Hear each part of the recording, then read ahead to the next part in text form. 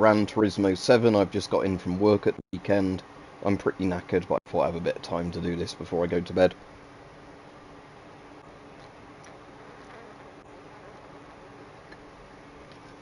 So I'll have a look at the comments in a minute and see if anybody's on.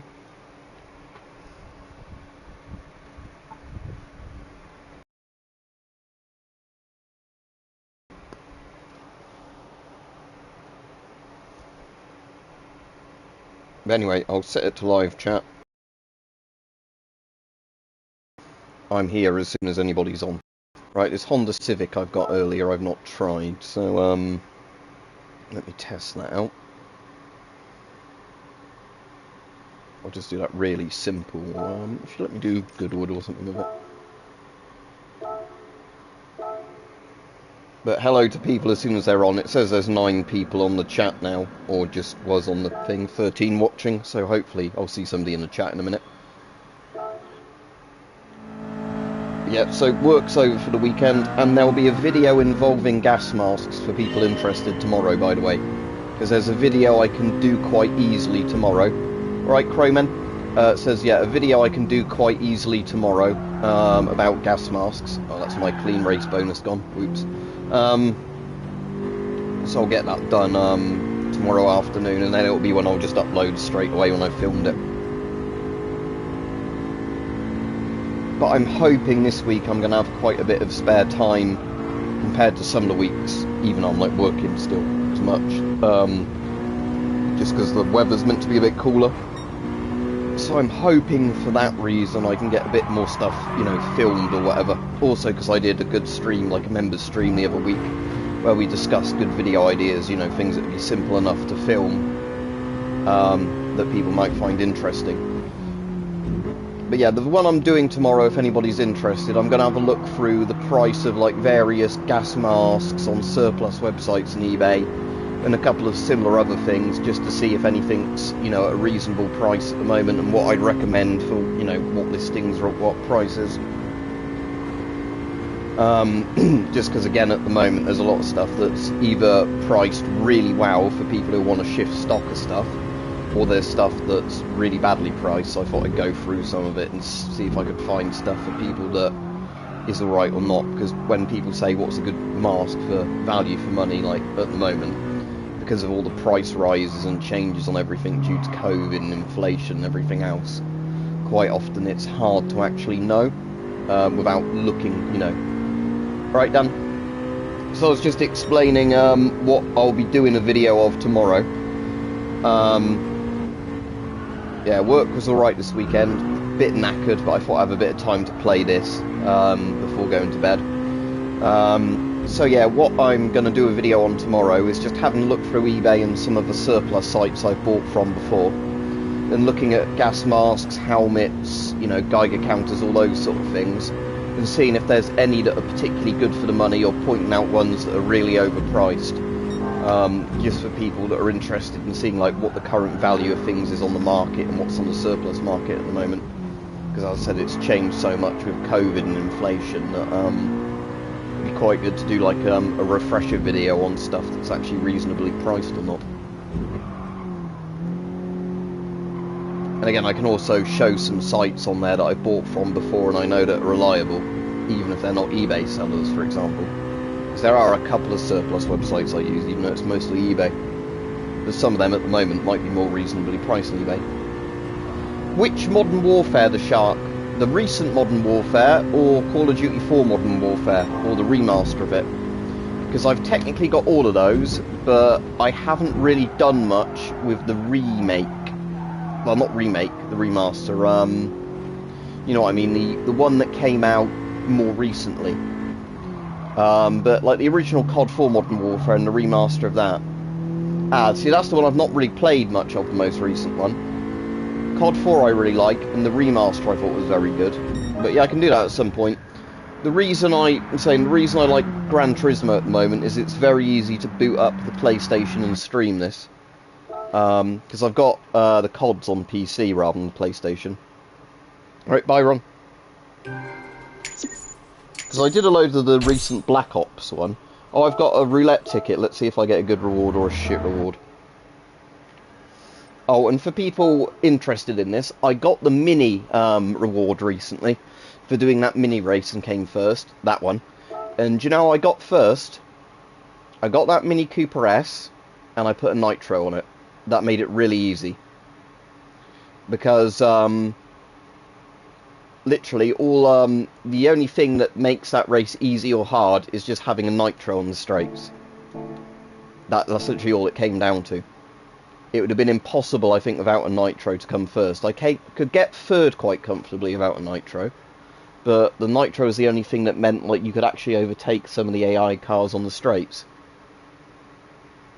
I can do at some point, Byron, but as I said, at the moment, it's just easier to stream this, just because I find it relaxing, so it's easier to chat with people, if that makes sense.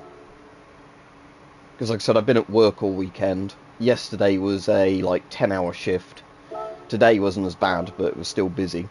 You know, so, I'm a bit knackered, but this is at least... Right, I bet I'll get the shittest reward, which will be either the low amount of coins or the turbo, I reckon. Oh, it's the lowest amount of coins. I've got that, I think, for free on the PlayStation 5, Snoz, because I think at one point it was on Sony's free game in a month, and I claimed it. So I haven't actually got it installed, but I could look into that at some point. Because I think I technically own it. I've played some of the very old Splinter Cells, I couldn't tell you which ones. But yeah, they're alright. I prefer the Hitman games to Splinter Cell. But, yeah, anyway, so, for the people who didn't hear, the video I'll do tomorrow will be looking through there, because it's sort of similar to what Snoz suggested on that members stream, although I'm going to do this as a proper video at some point. But what I'm going to do for tomorrow's video is checking the current prices of stuff on eBay and surplus sites, and picking out anything I'd recommend on video as a, decent price at the moment, or, you know, a bargain, and then telling you what to avoid for, inflated prices.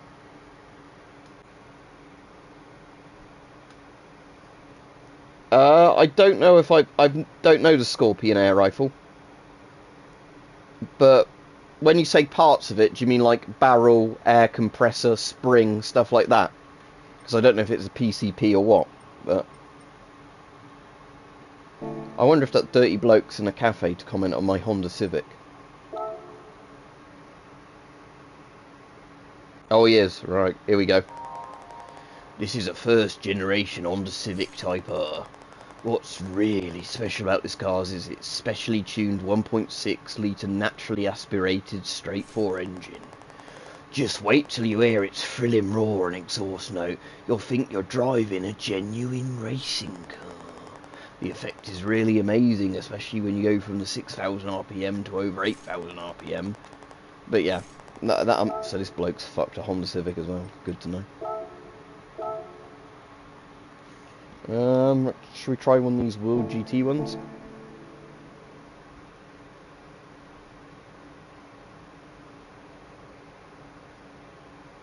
Which Walking Dead game, Byron? Because there's a couple. Like the kind of adventure one that was done by the same people that did the Game of Thrones games. That one. If so, I've not played that one. But I think there was also like more of an actual zombie type Walking Dead game, wasn't there, as well? I don't think I've played any of them, actually, but I know there was like 2 very different games on the same license. One's like a cartoony graphic, sort of more of a choose-your-own-adventure graphic novel thing. The other one's like more of an actual game, isn't it? The choice-based one, yeah. But yeah, at the moment, I've probably got enough games to get through on my backlog. Right, so there's 5 races on this one. So I have to have at least 100 PP, so that's basically any car in the game, and the maximum PP is 800 or less. Right, so to get my Camaro and just make it slightly more gimped. Right, let's do that. Car settings, select the Camaro. Racing, medium, sport, soft. That'll probably reduce the thing enough on it. Let's check everything else is on full, because, yeah, 100% power. Transmission, let me check the transmission. Probably want that to about there, don't I? Right. Yeah, that's easily in the bracket, so let's see if... This might be horrible for this, I don't know, but we'll give it a go. Was it Telltale Games that did those? I can't remember. I've not played it, as I said. That's alright, Byron. Like I said, I've been at work today and yesterday, but I've got a bit of energy, so I thought I'd come on stream, like, after I came in and just had a wash, you know, before doing anything else. So I thought that way at least I'll get time to come on and do a stream. Whereas if I gave it another hour, I might already be wanting to go to bed.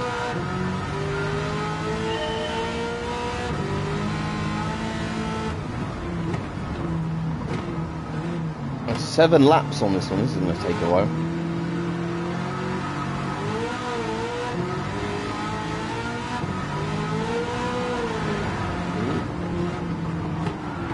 Looks like you might have nitros as well, where that keeps flashing. I don't have nitros on this. Right, I'll check the comments more properly in a minute when I've hopefully not come last.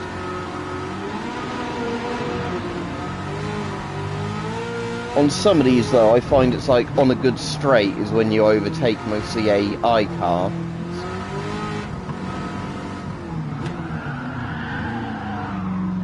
And then you know, like it won't be till the next lap where you get to a good straight where you get to overtake. I'm alright for the person that just asked me if I was alright. Right, yeah, like I was saying, on the straight is where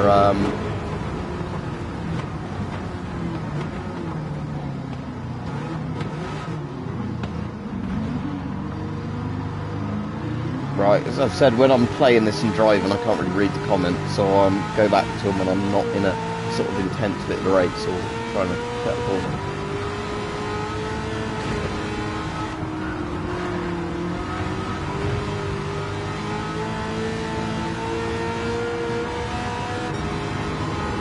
Yeah, so as I said, this car seems to be very good on the straights, but again, I don't know if the AI is slightly always better than you be at like cornering on those things. But again, I suppose it's on the tyres, because if I had the racing tyres on this car, I imagine I'd be going around the corners a lot better. But the actual I'm using the gamepad. Yeah, I'm for a PlayStation racing game, I would not bother getting a wheel and pedals.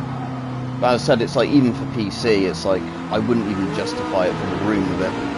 Like if I played loads of racing games, I'd do it, but just for a you know, thing like this, then no. Like obviously keyboard and mouse is not good on racing games on PC, so I always plug a controller in at least for PC ones. Mostly fine. I mean, obviously your left joystick, like thumb pad, whatever you want to call it, is steering.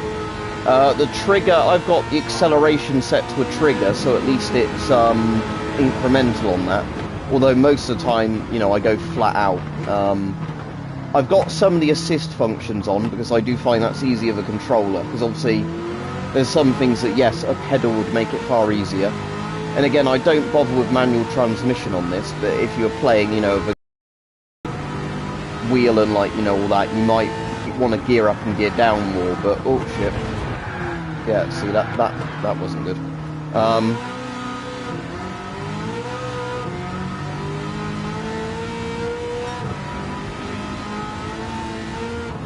Just put the traction control back to home.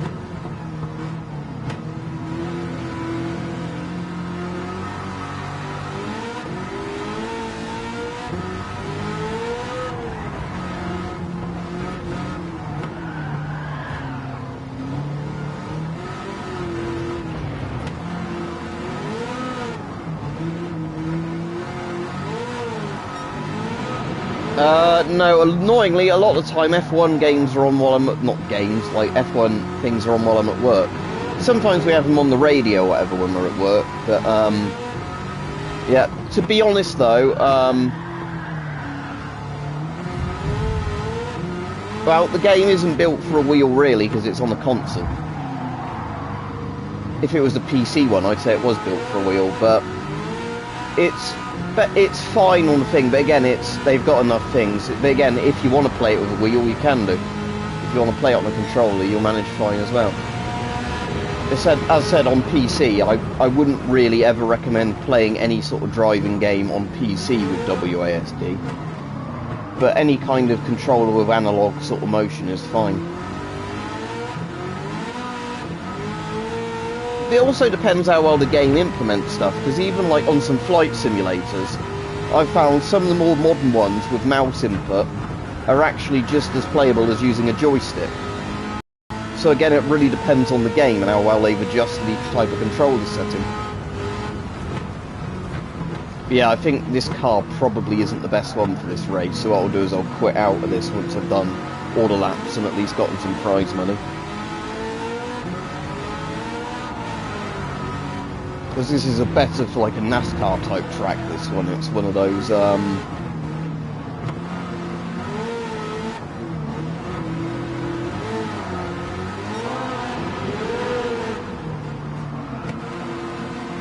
again, I'll read your comment in a minute, Schizo Man, because while I'm concentrating I can't look at the comments if they're too long to fit on the screen. I wish with the PlayStation settings you could make it so the comments stayed on screen longer, but I don't think there's an option for it.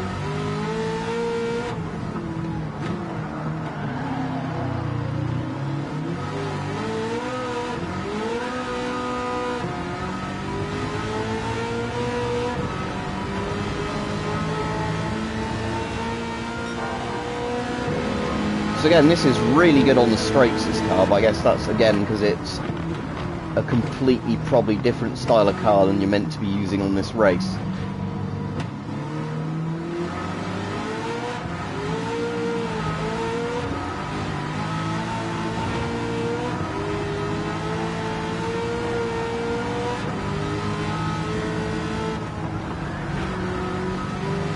Again, I might have been better putting racing wheels on this and just lowering my engine speed a bit.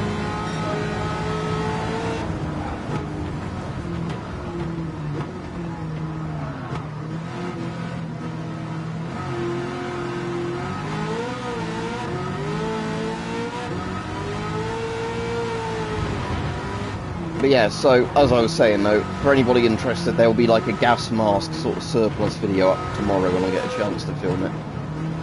But it's one that I should be able to do, you know, quite easily, because of the fact that it's mostly going to be browsing surplus sites and eBay and looking at stuff that's well priced or not well priced. It's not going to be one that requires me to have the right sort of lighting or whatever for the camcorder or anything like that.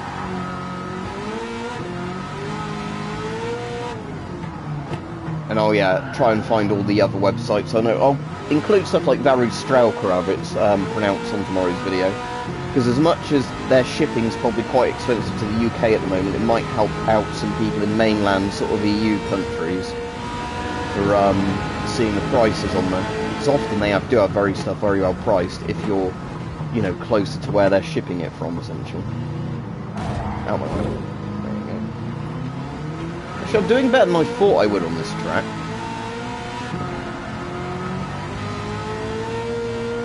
I suppose it's once you get used to just really hammering out on the straights of this and not spinning out like here. Yeah, there we go.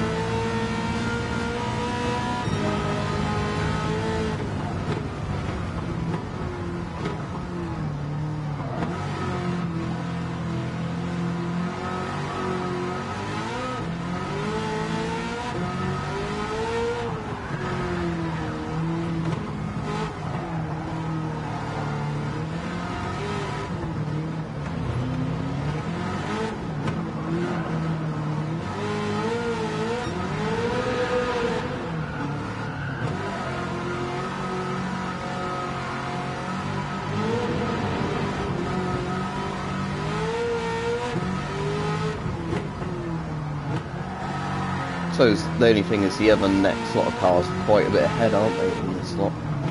So I don't know in 2 laps if I'll catch them up, but well, there we go. Generally on these sort of quite long races, the prize money is fairly good anyway, so it's at least worth doing. I mean, if you don't come very well in the races, just to mess about and buy other cars with. I'm saying that's where I really start catching up is on the straights.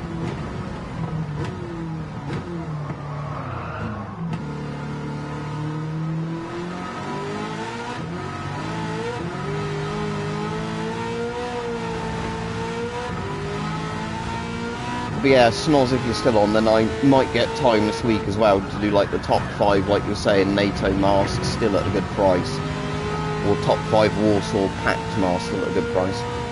Because the interesting thing, I suppose, if I'm doing it GOST rather than Warsaw packed, you do still get masks manufactured in GOST. It's just they're not that common in Western countries for obvious reasons.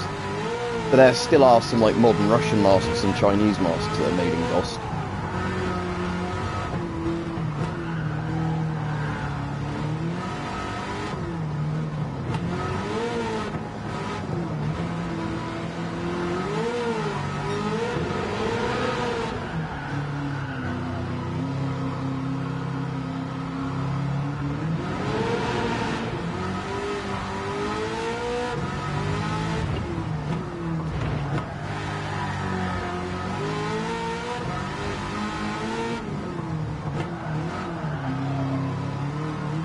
I suppose if they're 17 whole seconds in front of me, it's going to be pretty damn hard to catch up now.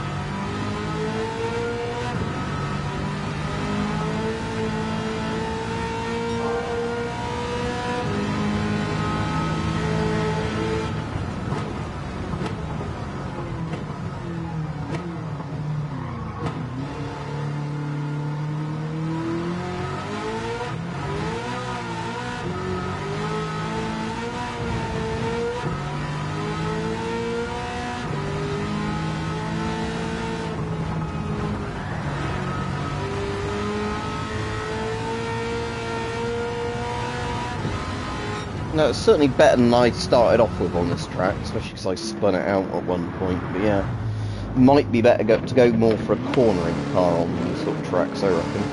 Even obviously on the straight, you want to have a car that's fast. But again, even if I put racing tyres on that, it might help. But yeah, all the others are what, like GR4 cars, are they? GR3s, yeah. Mostly GR3s, are they, yeah. Yeah, the S6 is very good for when it was made. Yeah, the thing is, Schizoid Man, like I said, it depends how well the games adapt to different controller types. Because there's stuff like War Thunder, as many complaints as I have of War Thunder, that will basically play fine on a keyboard and mouse, a gamepad, whatever. You know, whatever you have, they've made it pretty good at using all of them. But then there's some, like, you know, flight sims I've played where, unless you're using a joystick, you've got no hope of controlling it. And even then, some of them want you to have, like, the full keyboard and a joystick because of how many button maps there are, you know, like flaps, ailerons, all those sort of things. So you need a joystick to physically fly the thing, but then you need, like, loads of keyboard buttons assigned to lots of the controls of the actual, you know, cockpit controls. Right, to next race and the next exit. Obviously, I'm not going to say I'm not going to quit the game yet, I'm just not going to bother doing more of these at the moment. So, annoyingly, I don't think you can swap your car out, can you, once you've started these? I think once you've started them, you have to use the same car, so even if you realise on... yeah, you can't change your car. Even if you realise on race 1, oh, that car wasn't a good choice. Don't really know at the moment, Byron. There's a couple of games I might play, but again, it depends also what I think people would like to watch. Because again, sometimes people keep suggesting different games to me. Other times, you know, it's, you know, like, say, for this one, I can enter this car, look. And it'll be quite overpowered. So let's use this car, but let's put the, racing tyres on it. And then that gets its points up even more. And this should be quite easy, some of these, because again, they're like Speedway tracks. So bear with me a second, then I'll start, playing this one. But yeah, I'm open for suggestions, because a few people have suggested, can you, like, you know, stream an entire game? As in, you know, like, do a story game from start to finish. And I don't mind that, but the only problem is it will need to be one I've played before and know quite well. Because I don't want to do a game where I'm quite eager to play it and then have to keep waiting for stream, sort of thing.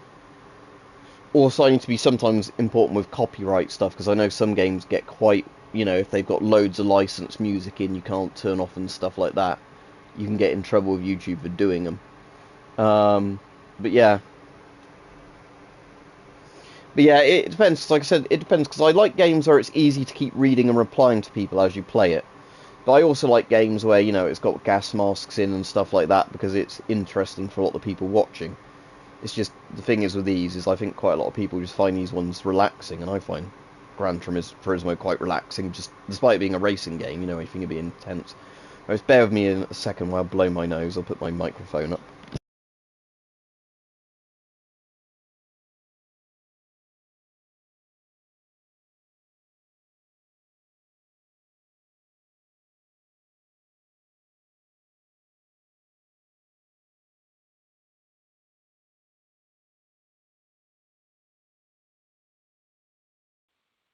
Yeah, that microphone's quite good. We can just pop it up and down. So I wouldn't mind streaming all the Bioshock, but I know Bioshock has a lot of licensed music in it. I don't know if you can turn it off. I'm saying that, because Bioshock's music is mostly like 1950s music, a lot of it might be out of copyright. Yeah, Bunker's more of an interactive film. Yeah, at the moment I'm playing more Warno Schizoid Man. You know, their most recent game? That, you know, is in early access where they're kind of doing patches for it. That, you know, add new content. But yeah, I like Red Dragon and all those, Airland Battle and the original European Escalation. But, Warno so far is a lot less frustrating when it comes to, like, AI and how it works, and, you know, like, what your units can do or not do. But it's just there's not enough content in it yet. So I would say that, yes, Warno is going to be the best one of those when it's finished.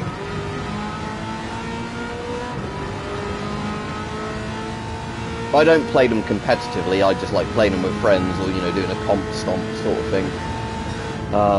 Because, you know, it's one of those games where if you play it enough against other people, you'll get really into the meta of what units are really good against other units, you know. Like building the optimum deck, where I just like play, oh yeah, that's my clean race thing gone, look. I just like, you know, playing it to have fun, really. I've got 6 laps, so I can easily recover that because of how much, you know, how much more overpowered this car is compared to what my competitors have. This one doesn't have, you know, the no, not anymore. I did at one point until I worn her down, and then I can get another type of the type I really liked. But it was either Austrian or German, like mountain troop boots I had at one point, which are really, really nice. As in, like, fairly modern ones, not old ones. But I got them second-hand in, like, completely grade A condition, barely used. And they lasted me probably 5 or 6 years of very heavy use before they, you know, like, eventually rotted outside, or whatever you want to call it, that, you know, they weren't good to use anymore.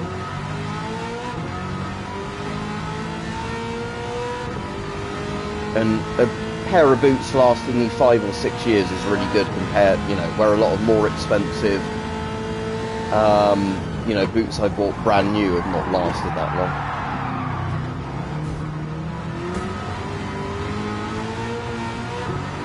And lap 3, so I need to pay attention now to actually get to the front, because the only problem is with this, that although my car's overpowered, when I keep reading comments, I'm spinning out the car a bit and then losing time. Come on, yep, there we go.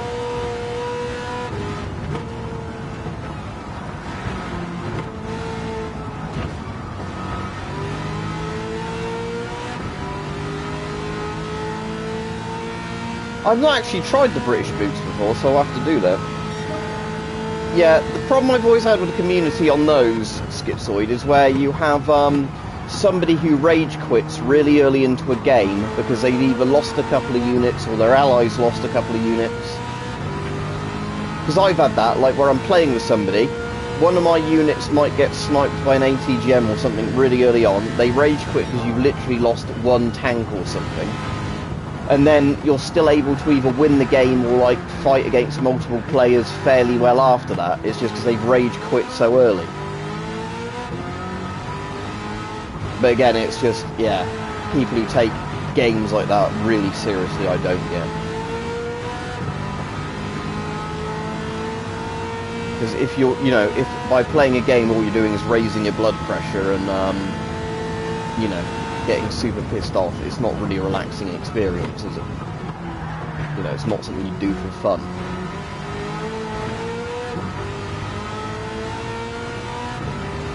Some of the comments just broke then, because some of the really early comments from the stream came back on the screen.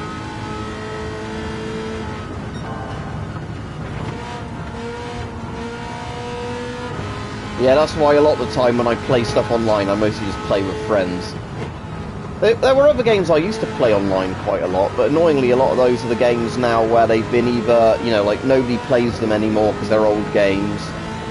Like all the servers, you know, like are dead, or I just didn't like the game after a load of patches. Like Team Fortress 2 I used to really like, and then I just got pissed off with it after they kept breaking the balance of the game with like stupid hat updates. I liked TF2 when it was basically Team Fortress Classic but simplified. You know, with a bit more content and more modern. But then they kept like adding new, you know, weapons and items in that completely rebalanced all the classes. It was like, well, the whole point of a class-based game is that certain classes, you know, act in a certain way.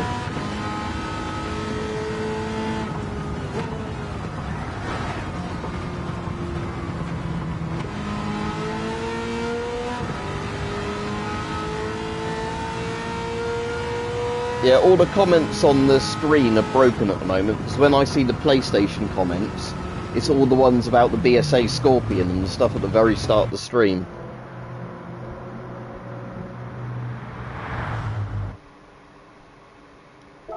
Right, I still came first on that, despite spinning out several times or reading comments. But again, my car is overpowered for this. Yeah, the Black Ops 1 menu music's like the that one, yeah. Right, Rich. Right, the online comments on the PlayStation now are totally broken. They're just replaying the comments from the start of the stream, not the new ones. I'm going to have to look at my phone only now, which makes it harder to keep up with the comments. But hello, Rich.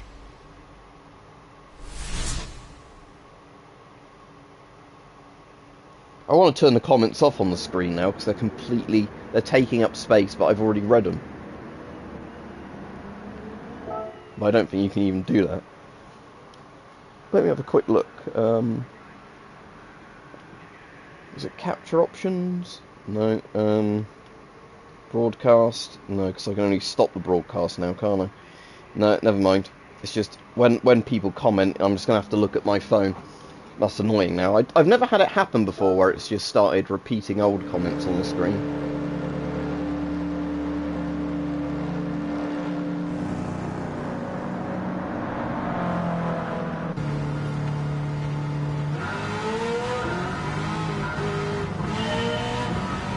So again, I won't be able to really read any comments now until after each race because of the fact they're all wrong on the screen, so I have to actually look away from the screen to check them.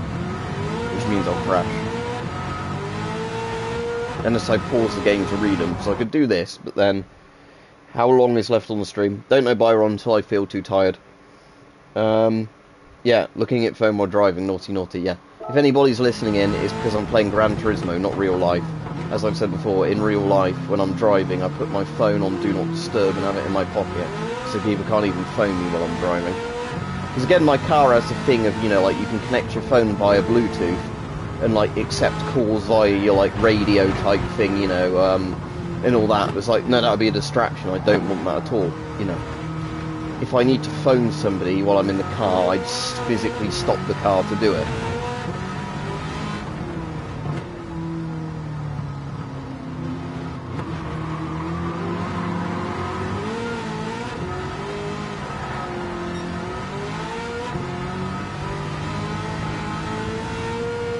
Right, let's speed along. Brum brum. Oh, I'm off.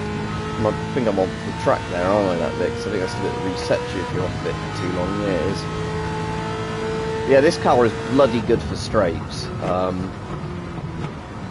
suppose that's because it is like a NASCAR car, isn't it? It's one of those ones for going around the ring over and over and over and over.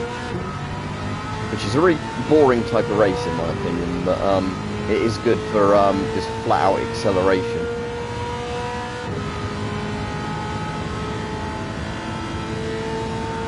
See, look how easily it overtakes cars on the straight. So I'm still on lap 1 with a rolling start and I'm nearly at first position. After I finish this thing, I will demonstrate this on that track where it's literally just a big circle, just to demonstrate like how good this car is. Just, you know, like overtaking people and just keep going and going and going.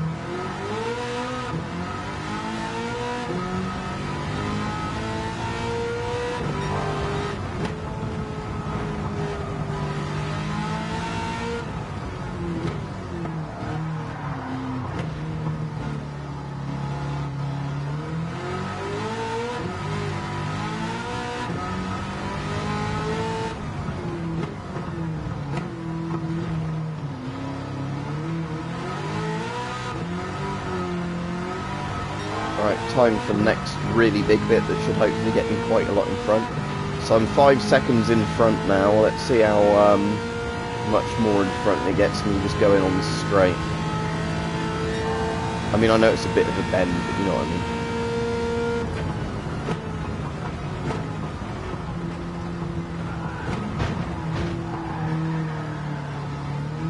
I mean. 10 seconds in front.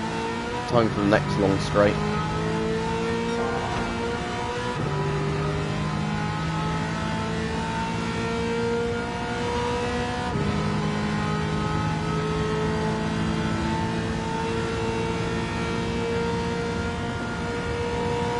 Thirteen seconds in front.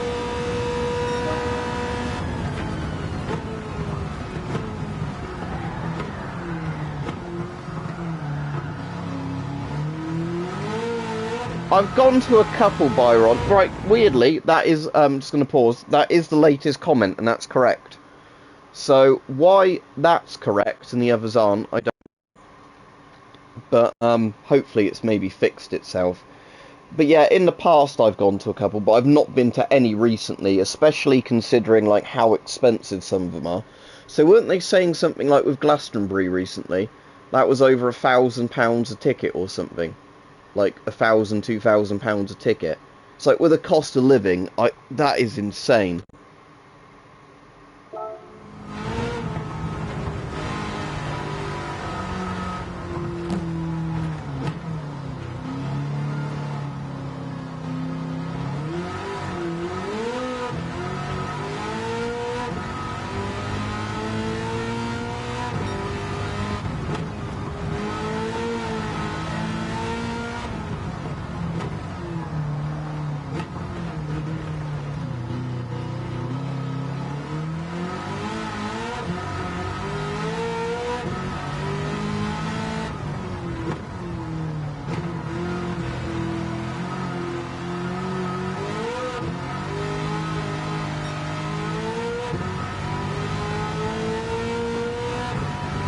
Going off the track again. Again, with this racetrack, I really hate how it's not obvious. Like, if they had that bit painted red, I'd know you're off the track going on it, but because it's just like a slightly different colour of grey, I keep forgetting that that's not actually on the track.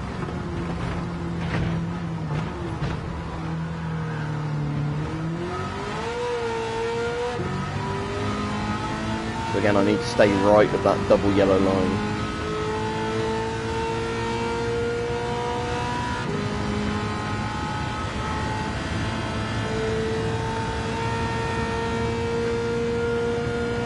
Only 30 seconds in front now with the other cars. Because of how just bloody how fast I've got this car going on the straights. For all the stupid amounts of upgrades I've done to it.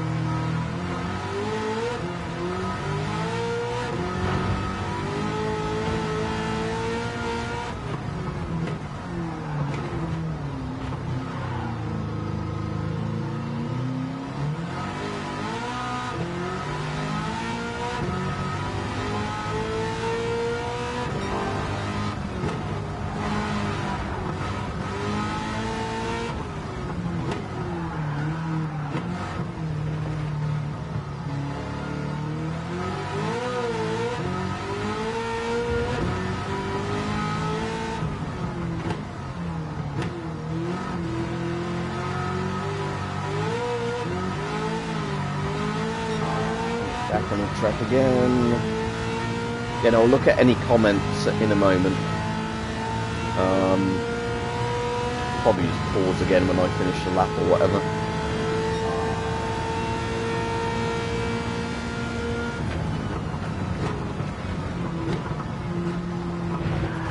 I need to look up in a minute what the first track was in Gran Turismo 3, because I quite like that one. Is it called something like Super Speedway? I don't know if I've even unlocked it in this game, or if it's in this game. I'd hope that all the old previous tracks are in them, like the new ones, just looking better, but... Again, it was one of these kind of, like, tracks, well, I think it was more of an oval shape, you know. You didn't have that many corners on it. But, just for a bit of nostalgia value, you know, doing one of the really old, like, PS2 era race tracks on,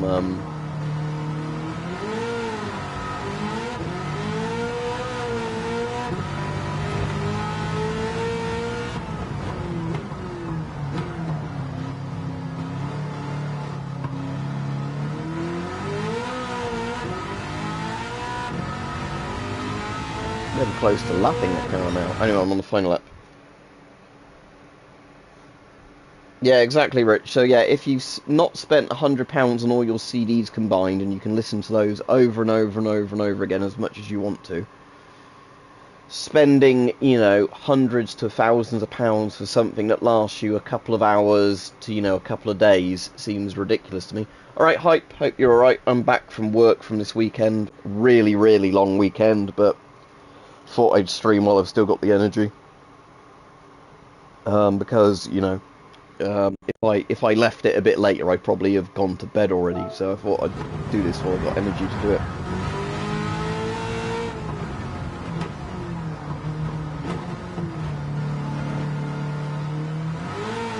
Alright, we're going to lap one of these cars now by the look of it. Because yeah, I'm 56 seconds ahead of the lead one, but again, that's only because this one doesn't limit your performance points, and this car's basically like one of the ones they'd expect you to play with, just upgraded to the max. Get said bye. Alright, that's that one. Yeah, so lapping the lead car by over a minute, or the second car by over a minute, right.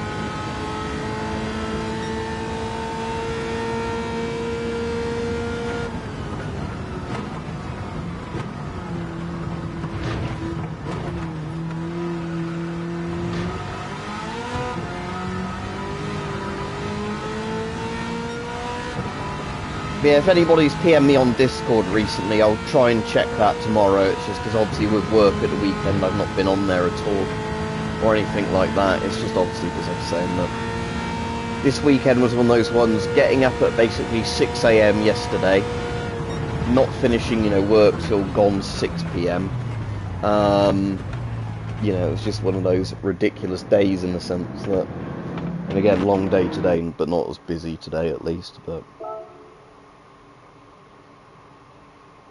Right, so we've got one more race to go for this. Another 35k.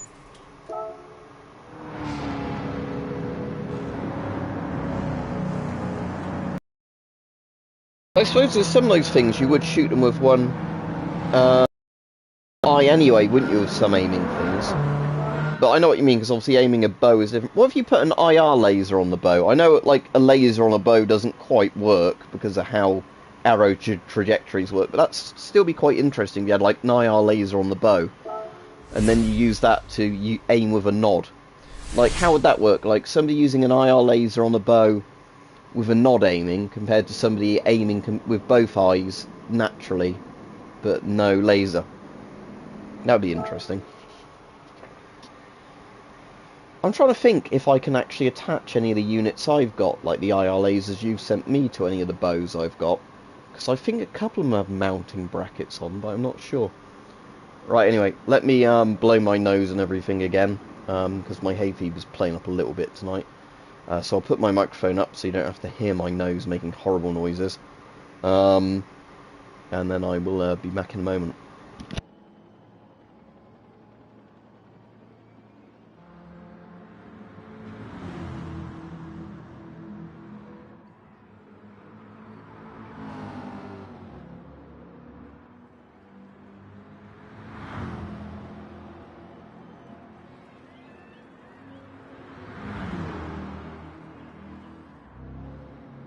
And hopefully, you didn't hear any disgusting snorting, snotty noises. Even though maybe the description's worse than the actual sound, but yeah, having a microphone that you can flip up to mute and flip down to unmute is pretty handy, actually.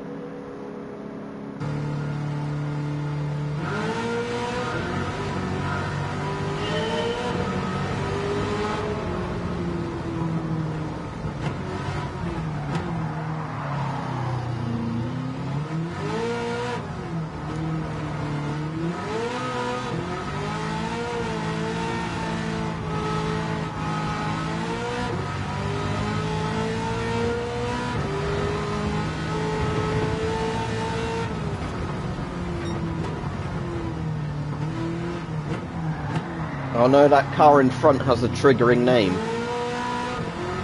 SS. Kameradschutzstaffel. I'm assuming the SS just means stainless steel or something else, but it's not like that company in Ipswich or wherever it was that was called SS Showers. Because, you know, a fucking company called SS Showers is one of those ones of, you think they'd have really known better than to pick that name for a company.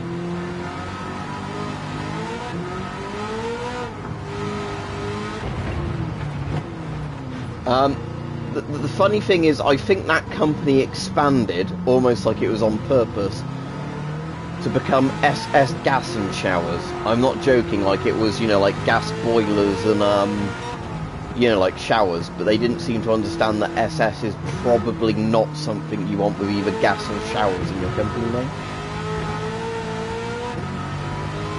I can actually find a picture of this later for anybody interested. But it was, I'm sure it was either Ipswich or Norwich, and it was actually featured on a couple of sites, although I saw it in person by accident looking out a window, and I couldn't quite believe on a bus I'd seen a sign like this. But it was, you know, on one of those ones of like good branding versus bad branding, where somebody hadn't thought about it. Because the other one on one of those articles was an RSPCA one in Bury. So there's a place in the UK called Bury, as in B-U-R-Y, you know, like I'm going to bury a body. But with a lot of the RSPCA charity shops, they would say helping, like the name of this county or like the city or the things, and then put, you know, animals. So like over here it would say helping Oxfordshire's animals or whatever, but over there it said helping Bury animals. So there was like an article I saw of, you know, like why you kind of need to think about your advertising before you think of a slogan. You know, hello, I am SS Showers.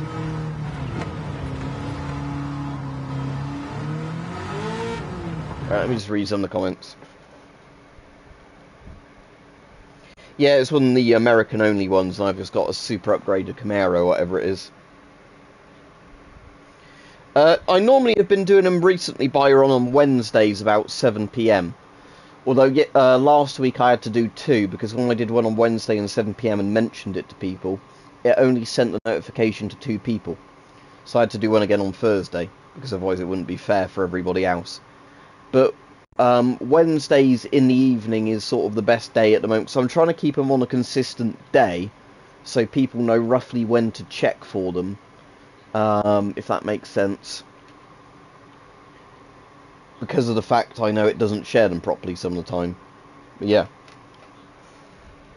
I wonder if there's any British exclusive races in this, because I know there's like the one with the Mini I did. I can do that one again actually if people want in a bit, to prove how easy it is to do the Mini one if you use a nitrous to get first in it. And it's like stupidly difficult if you're not using a nitrous, if not downright impossible. Oh, you said about parallax aiming, sorry. When shooting regularly, I use parallax aiming if both eyes are open, the right parallax image of the bow is overlaid onto target, seen by the other eye. Yeah, it depends. It's also like, it depends on the type of bow size as well, because a lot of it's like an intuition thing when you do it enough, isn't it? Because that's the crazy thing with like longbowmen, where they were like so good at using a bow because they've been doing it for decades. You'd basically know exactly where the arrow is going on different trajectories because of familiarity, where you wouldn't really be doing it. Although obviously they're always stood at a sort of right angle position, so you always know roughly where they're going based on the position your feet are to the bow. But yeah, it's always interesting when you see somebody that's done archery for years, like how quickly they can just aim, you know, draw and release, because of the fact that they're doing it based on like muscle memory and everything like that, not on a kind of aiming thing. See, plebs like me, I like crossbows, because you aim it like a rifle.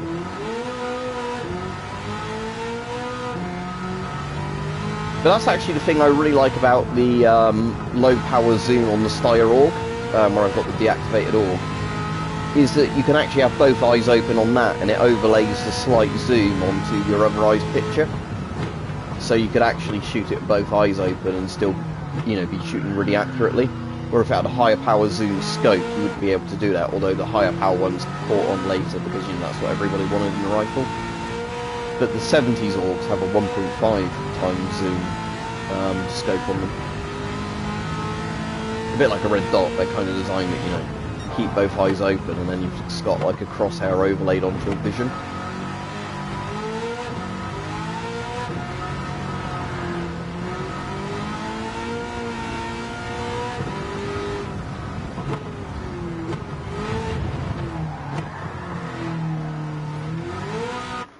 Yeah, that's a shame, Hype. Although, I doubt they're illegal in Taiwan, at least.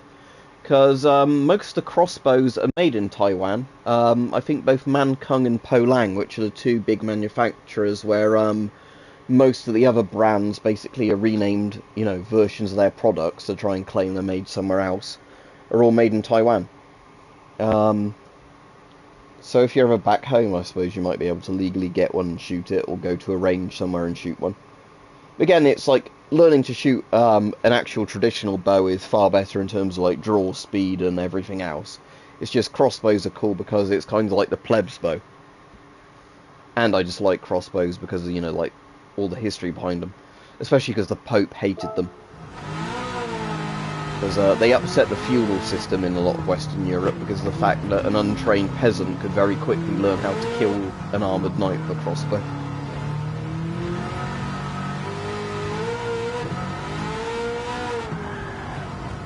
I actually need to look at some point and see if Todd's Workshop still does the mass-produced versions of the like really old crossbows, like the hand-span crossbows.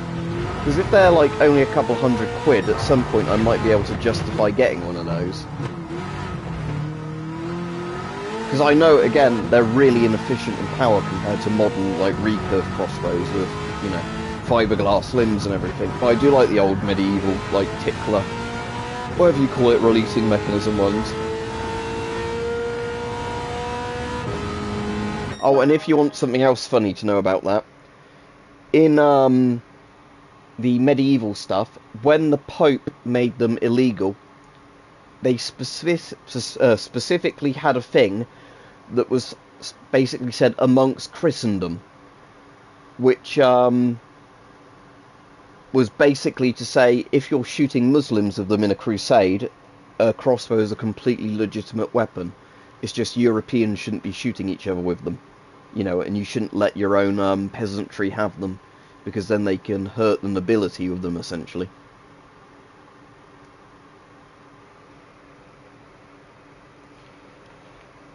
Ah, that's a good point, Rich.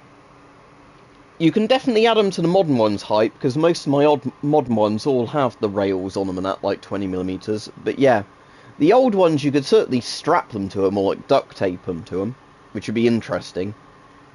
But yeah, it's just like, obviously, the modern ones are so much more efficient, just because of the fact that they use like fiberglass and composite things, where the old ones are essentially wood and metal.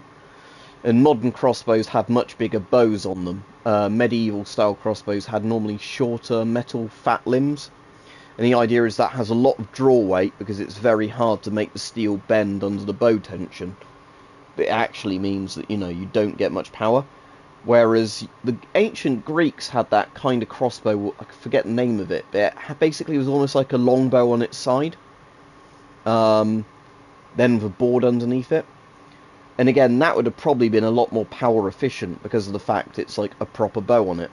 But the issue is with like actual crossbows, is that, you know, like medieval style ones, is to reduce them in size. They had the big fat metal sort of bow prods on them, but that's not as efficient as a longbow because of just the way like the dynamics of the bow works. No, not a ballista. There was a specific name for it, like. That they didn't release like a regular crossbow as well. You like held them against your stomach. Oh, that's good, Rich.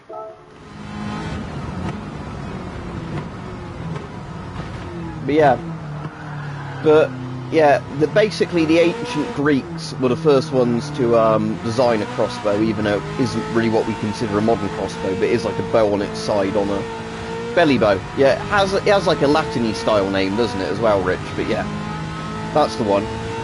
And then the Romans obviously had the ballista, but ballistas are torsion, aren't they, rather than being straight pulled back like strings. A ballista is like where you crank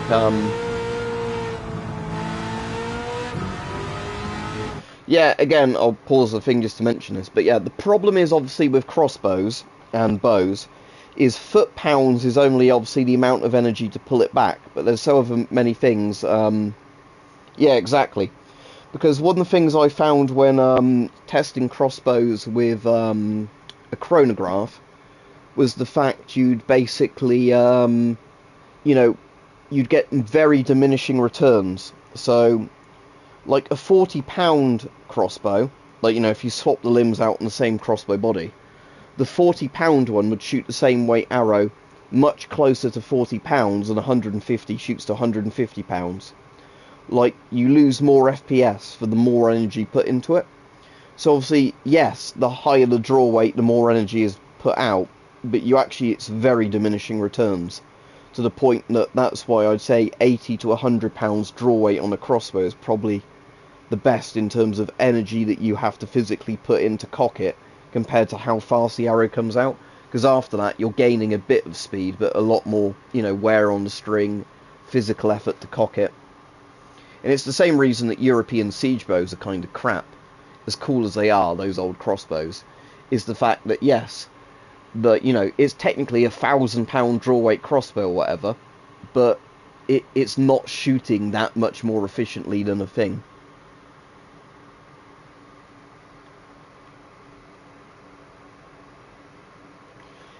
Yeah, Rich, that's the interesting thing, isn't it? And again, like we're saying, there's so many different things, and again, Hype, it also depends on the bow materials. Like, if you had one with really good, like, composite fiberglass stuff in it, that would be so much more efficient than, like, steel or bits of wood.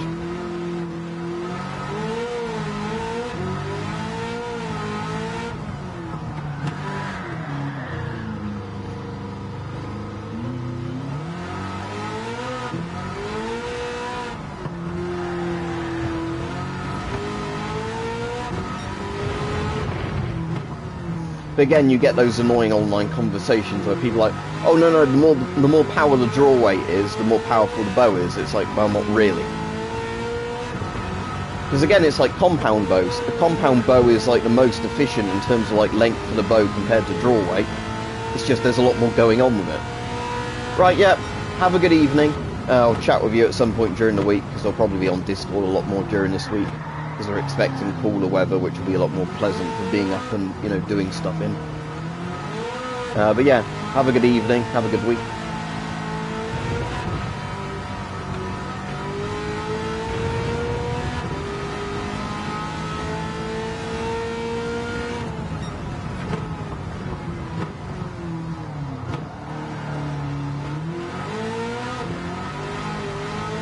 I'll check your comment in a minute, Rich. I'll do a couple more laps first. Actually, I'm on the final lap now, aren't I? So I can probably finish this and read the comments properly.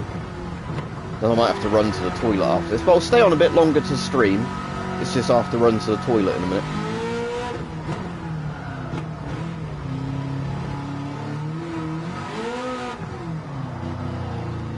Because again, it's like the head makes a massive difference, doesn't it? In terms of like broad head, field tip, and all those, in terms of penetration and you know, like wounding potential of the arrow.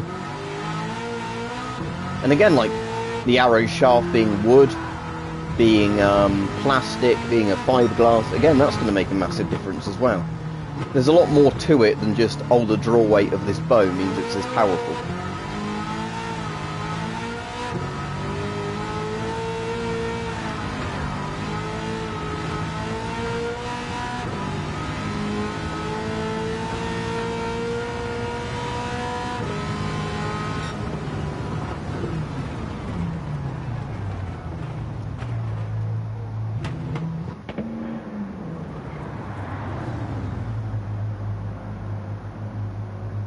But yeah, like you're saying, Rich, there's so many factors in it, isn't there? That it's really not a straightforward thing like a lot of people make out when they're just like, oh, this bow is this powerful because it's this draw weight or whatever.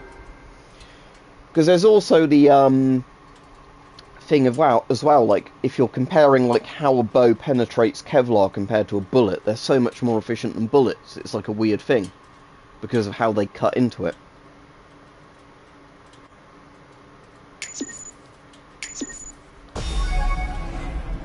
Like 70k for that. Right, I'm just going to back, so it'll be muted for a minute. I'll leave the replay on so you've got something to look at.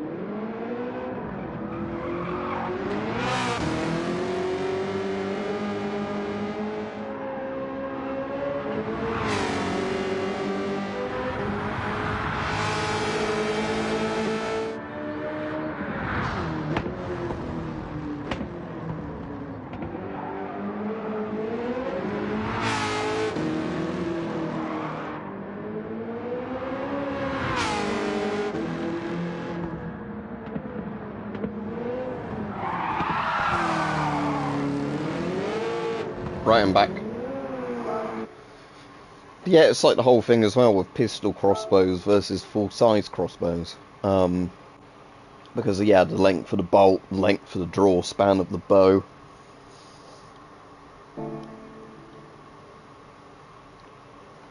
Right, let me check what second-hand cars there are. Just because, again, when the Golf turns up, I want to buy it this time.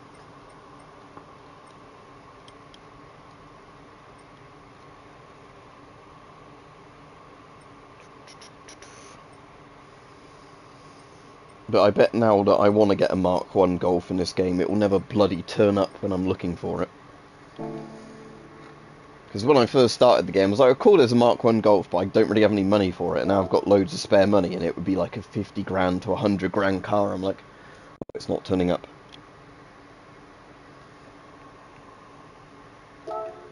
Yeah, to show how efficient this car is on the straight I was just doing it on. It's, is it Special Stage Route X? Yeah, this one. Is that really big, long track? Yeah, this car is stupidly good for this.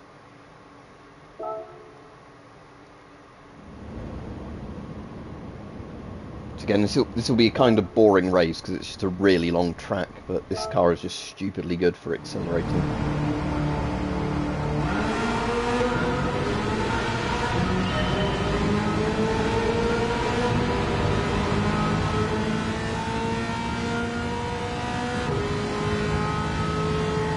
It's just effortless.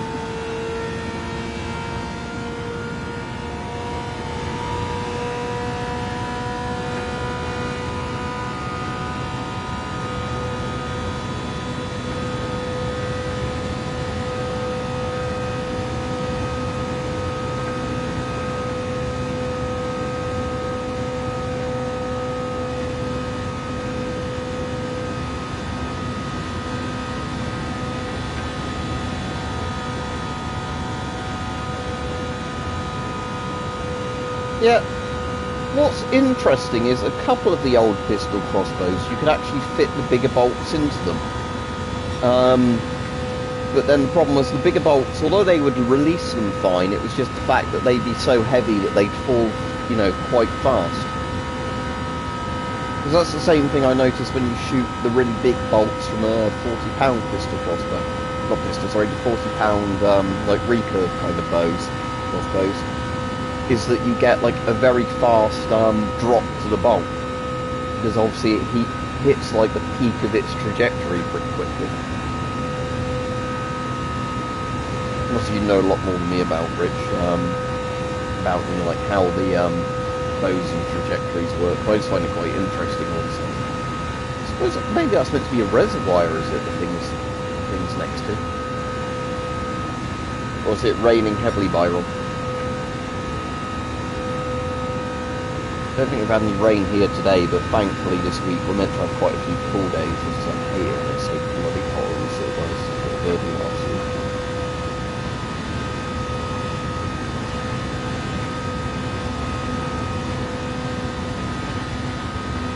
Right, now a third of the way through the track by a little bit at this point.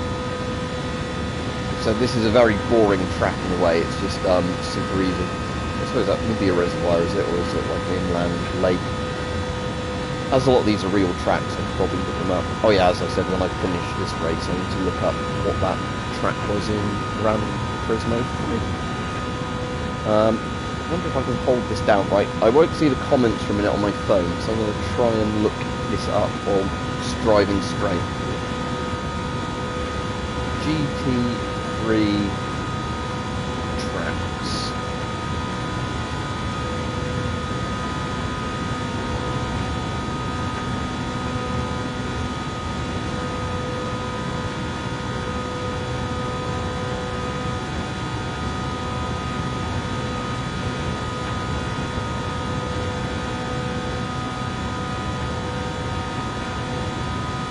Right, they're done in alphabetical order, so that's kind of annoying. Might be Grand Valley Speedway, might be Apricot Hill Speedway. So they have little things for things. Might Grand Valley Speedway still looks a bit complicated for it. Maybe midfield race now?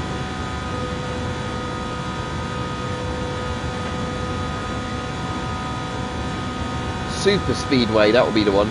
Super Speedway. Right, let's see if that's in this game in a minute.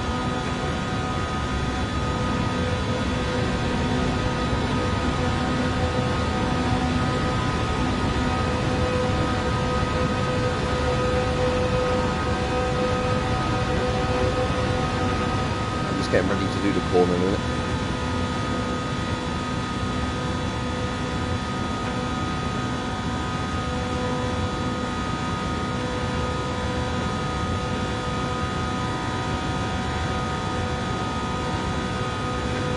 But there's a film called Super Speedway that throws off my search results.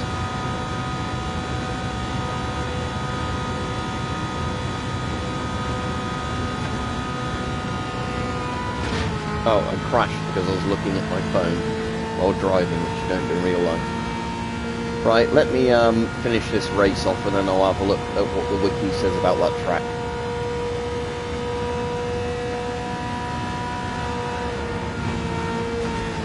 See how badly I'm doing now? That I'm trying to concentrate on something I was reading online.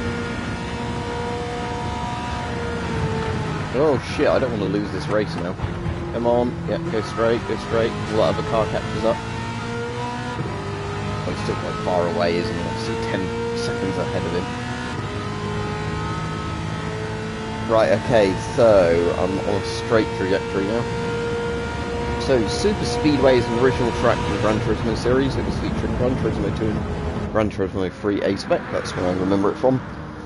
Before being replaced by the real-life twin-ring Motegi Super Speedway, which has fewer stands and no roof for them. Right, is twin-ring Motegi Super Speedway in any of these games? I got clean race bonus even though I hit the walls, okay. Is clean race just for not hitting the other cars? I don't even know.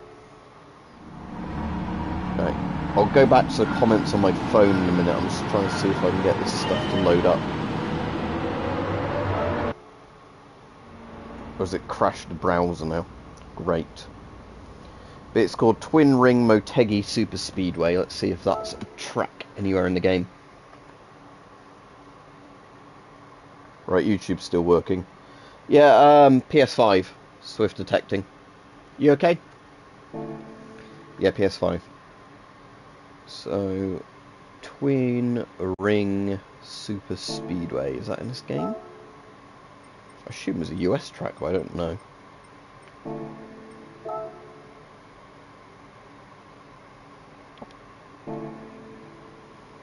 Yeah, I've unlocked all the tracks. I'd assume sadly not, but...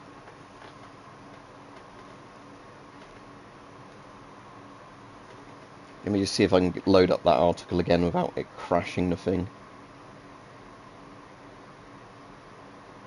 It's a shame because I like that track.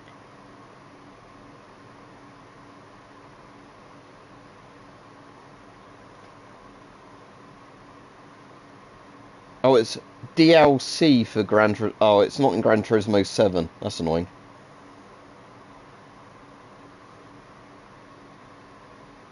So it's an oval track in Japan.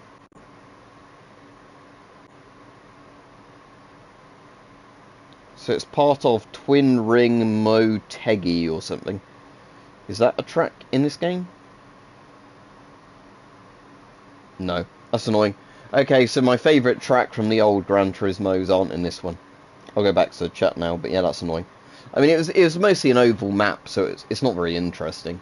I'm sure there's other oval maps like that one I just did that are bigger, but you know. Brands Hatch. Yes, I can if you want me to. So let's do Brands Hatch. Let me just do the Sunday Cup Classic, and I'll do it in my Mini Cooper, so it's an appropriate car.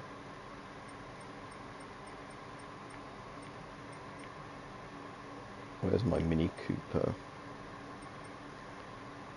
It's not the 2005 version, it's the old one.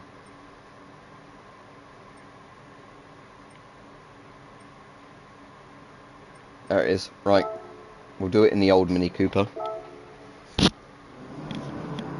This will be quite an easy race because I'm doing it against, you know, like basically stock cars. Or I've got an upgraded one, but there you go. I'll do it in proper first person as well with the Mini Cooper because why not? There you go. I've got nitros.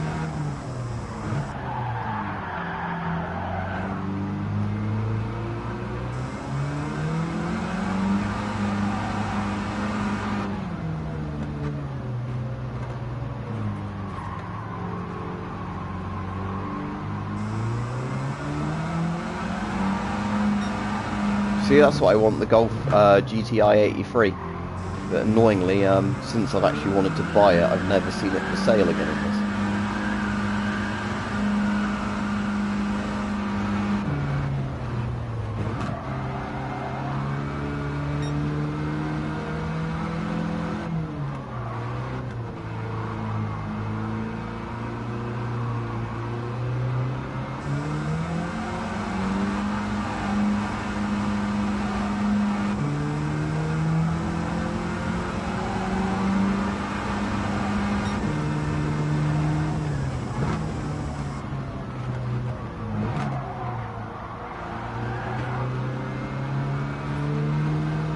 go back to the comments when I've won this race.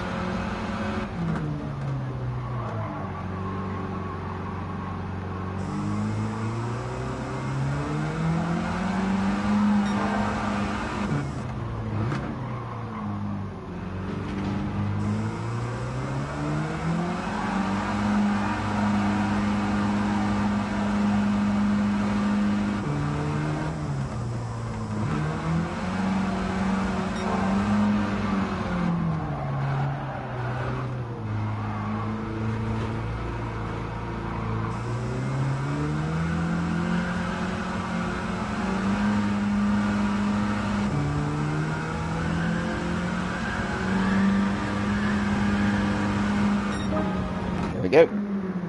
So that's Brands Hatch in a Mini Cooper. Be much easier in a modern Mini Cooper. I can demonstrate that in a second, actually. Well, I've got a few upgrades in that new Mini Cooper, but I had them in the old Mini Cooper, so what difference does it make? Okay, let's exit that and redo it, but in the newer Mini Cooper.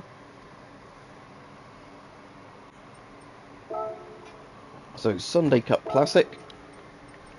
And we want the 2005 Mini Cooper. There we go.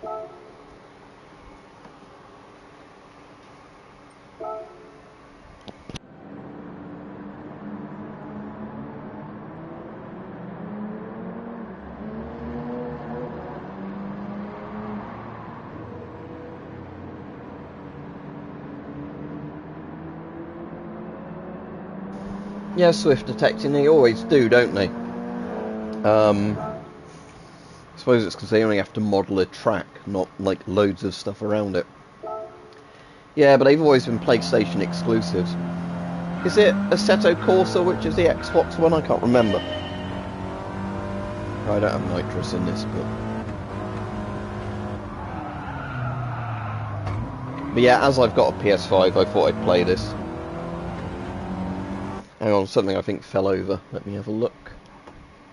No, nothing major. I think it's just one of the things next to the PC shifted.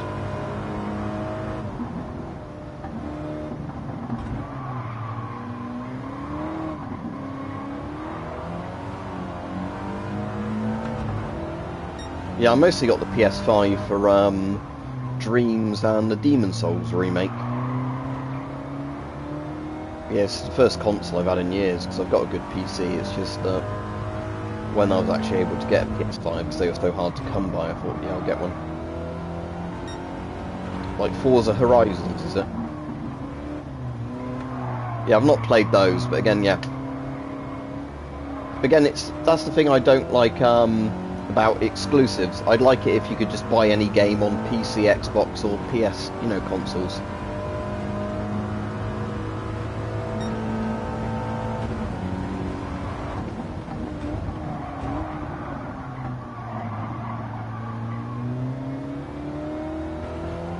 Because, I'd rather just everybody gets to enjoy a game if they want to play it. I don't have Howl Let Loose. Is that the RTS one, or is that an FPS or something? But I don't actually have it.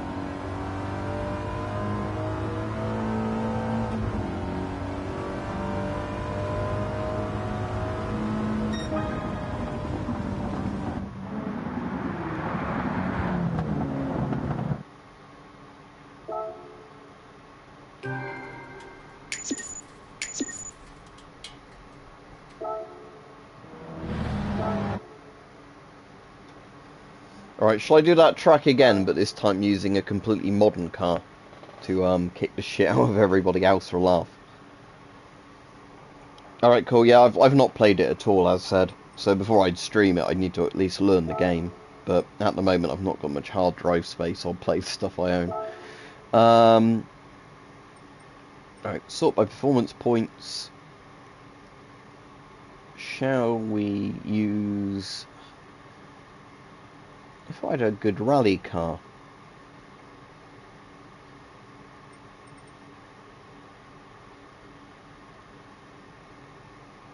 That's the GT06's rally car, but it doesn't look like one. I thought I had... I know those are sort of rally cars, but I thought I had, like a fairly good, like, Ford rally car or something.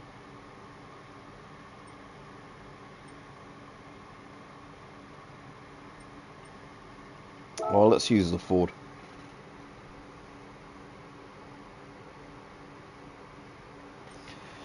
I normally don't lose internet connection all that often, but recently our internet's been a bit crap. But I think that's been the hot weather's like burnt stuff out on like the lines. Right.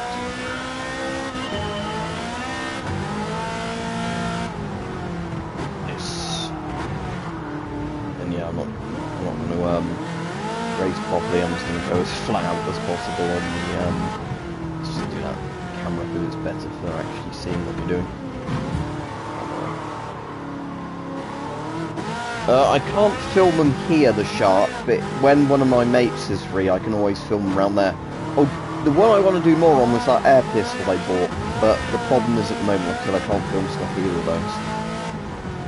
For reasons I've sort of gone into before, but I can't really say on the screen, but you know.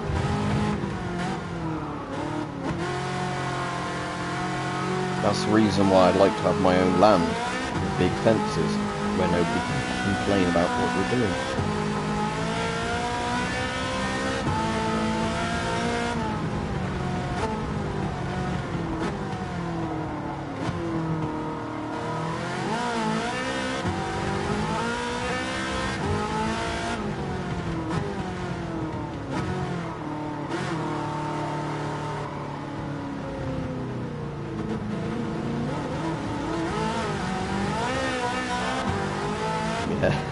Even when you're not driving very well, the really modern like sports cars are so absurdly good compared to the old ones on these tracks.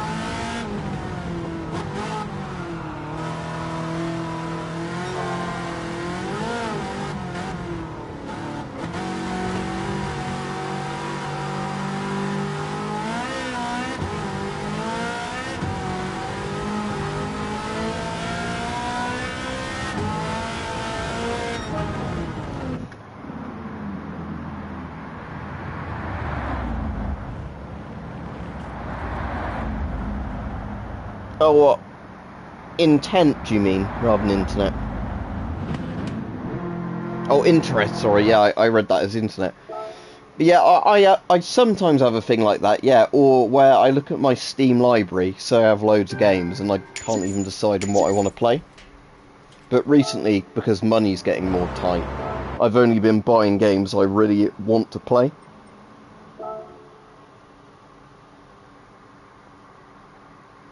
Yeah, that's the problem you're reading on a phone screen. It's so tiny text, your brain just sort of fills in the gaps. But yeah, that's the, I do have that sometimes, yeah. But I get that a lot when I'm in a bad mood about something. That, you know, sometimes a lot of games won't grip me, and then I can't, you know, concentrate on them. I haven't done this one before. Right. Do I have any cars that will fit this? Right, Viper GR4. And what's the thing? 630 or less. And this is 629.35. Well, perfect. Let's try this. Not really. I've watched a few anime sort of manga movies. Like, what's the one about, like, a dystopian future thing? I can't fucking think of its name. Is it Akira? One of those.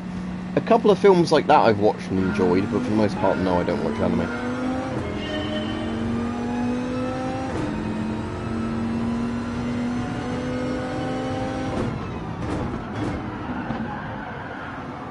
So I've not done this one before, but it looks like this car's actually fairly good at this.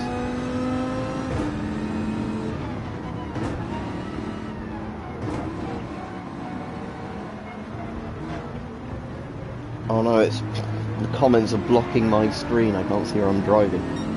There's 5 laps, so I've got plenty of chance to overtake. So maybe I'll be sensible on the corners, and then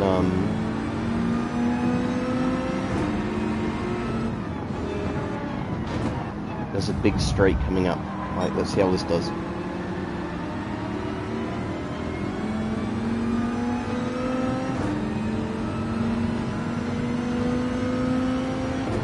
Saying that, it's not good on straights as some of the other cars I've had, but it's not bad.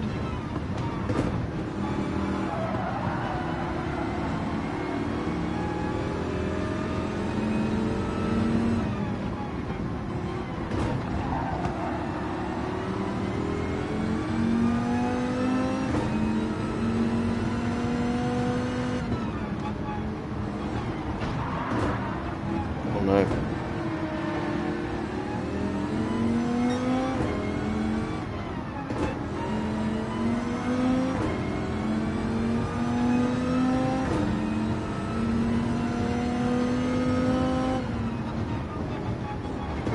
So here's a question for people which I can read easily while I'm doing the stream before I go back to the proper comments when I'm not racing.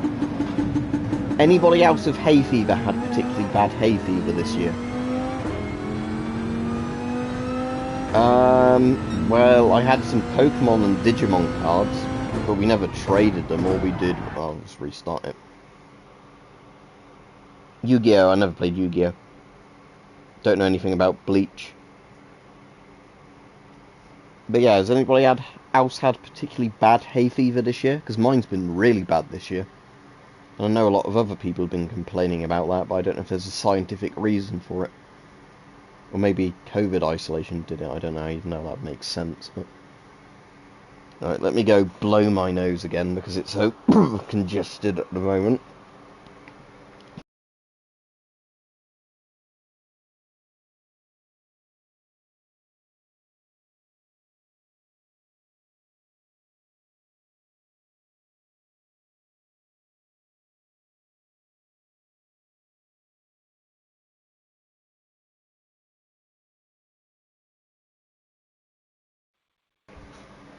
Yeah, see, that's the thing, because it's weird, because,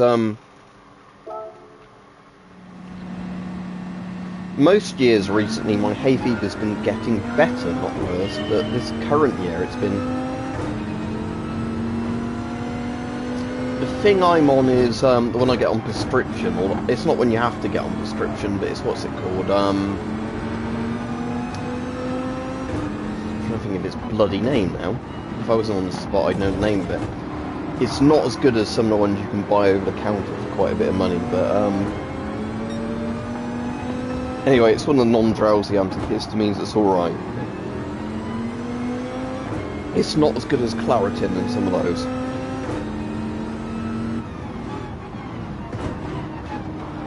But yeah, I can't think of the name of it. It's alright, but like I said, it's one of those things where you have to take it before you're going to be exposed to anything, otherwise it does nothing.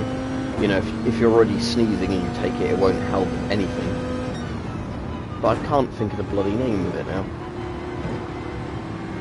Benadryl? I think it's Benadryl.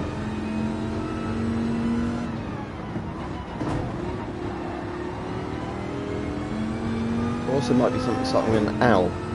Again, I can't remember which ones are brand names and which ones are generic medicine names, but... Yeah, my hay fever's been really bad in this grass season. I don't think it's tree pollens that get me, it seems to be like grass and dust pollens that sort of set my stuff off.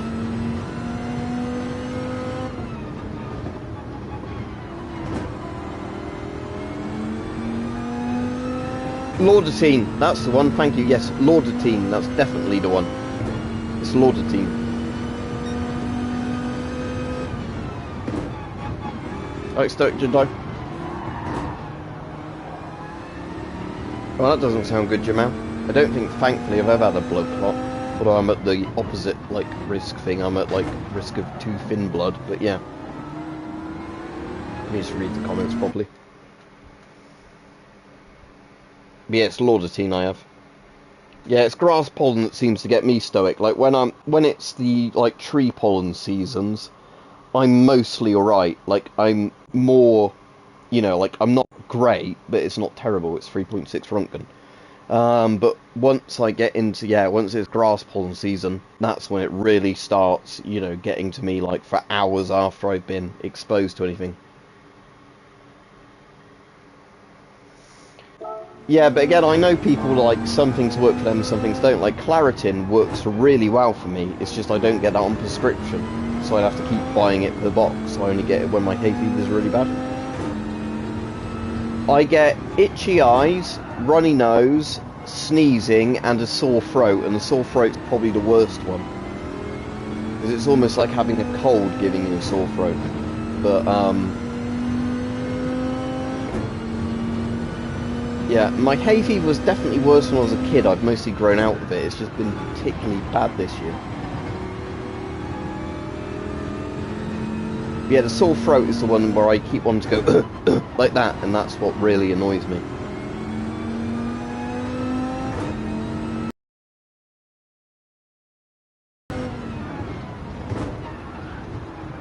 Yeah, it's not good, is it, Stoke Johnny? Yeah, because it can get stuck in your hair, can't it, Jamal? That's one of the other issues of it. But the funny thing is, it's not funny, but,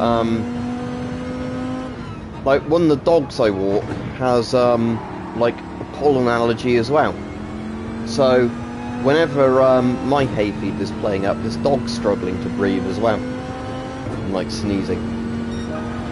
So I can sympathise with him, because, like, if I notice a dog sneezing, I'm like, oh shit, that my hay fever's going to be kicking in, even if I've not noticed it yet. But I can notice it quite early, because say I drive somewhere in my car, as soon as I get out the car, because obviously my car's got air filters, as soon as I get out, that's when my, like, nose starts doing that weird twitchy thing like a rabbit. I don't know what the proper term for it is, but you know when your nose is, like, reacting to something, like, yeah, my hay fever's going to play up.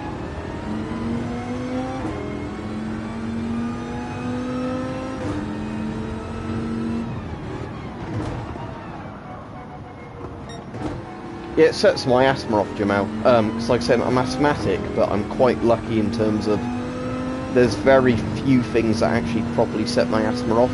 But in a bad hay fever season, it definitely sets my asthma off.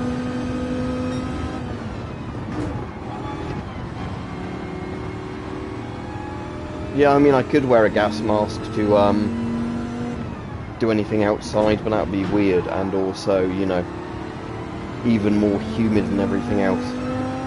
If it was in the winter, a mask would be quite comfy, but in the summer it's like just sweat being trapped between the layers of rubber. Disgusting.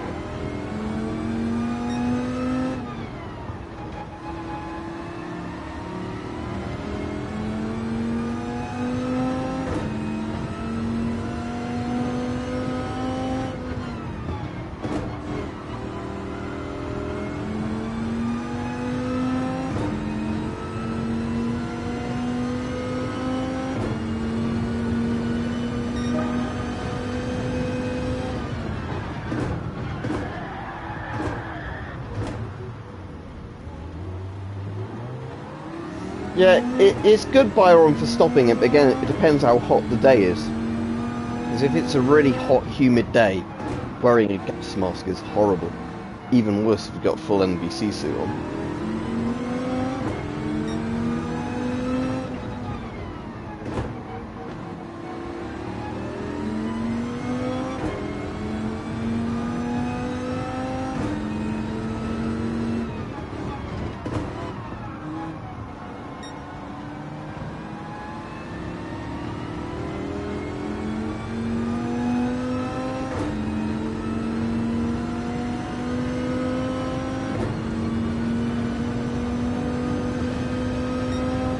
I definitely don't think I'm going to win this race. Hopefully I get a decent amount of reward money for coming in like 5th or something.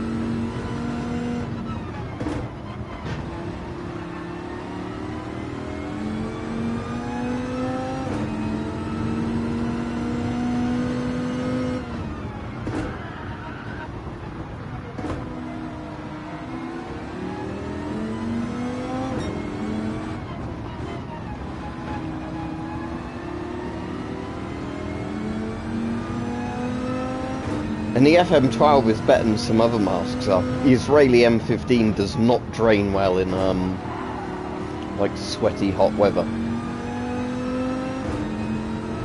If I was to design a mask, every mask, like, under the chin sort of flap where most of the sweat would drain to, there'd be a very low release one-way valve that would drain the water out. And that would basically be designed to, you know, get all of the you know, sweating horrible stuff out.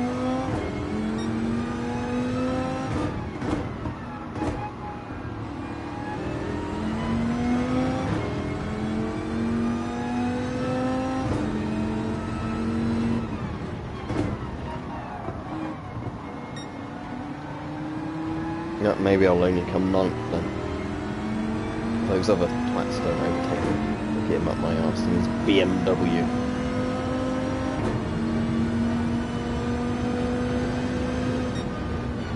Yeah, one thing that will make a mask, I'll read your comments properly in a minute when I finish the race, but one thing which does make a mask much more comfortable in the summer is the positive pressure system.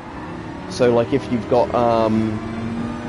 you know, like a PAPR, like a fan system with a 40mm attached to it, because it's blowing air constantly onto your face, it makes it so much more comfortable in hot weather. Like that German one I've got is really nice that Steve donated to me. Can't think of the name of it off the top of my head, but it's the one for like the German like wound head, like head wound like thing. But yeah, it's that thing, like, you know, because it's just literally cold air blowing onto your face all the stop, or like a C420 PAPR for like Americans. Oh, you can even get 5th. Yeah, but that just makes it uncomfortable on your chin. Oh, a gas mask definitely helps a hay fever because it stops the pollens getting into you. Yeah, but you want it with weed killing, Byron, because weed killer is horrible stuff if it gets into you. It's literally a poison.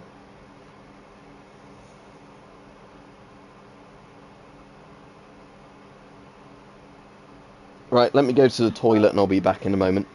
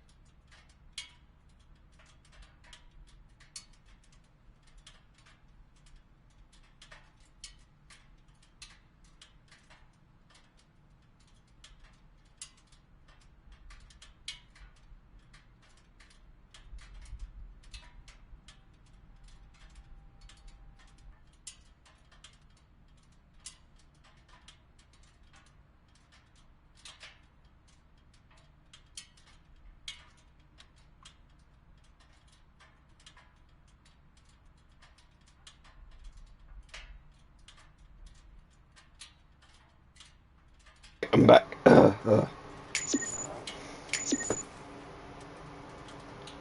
I don't have a Disney subscription, so that might be a bit difficult.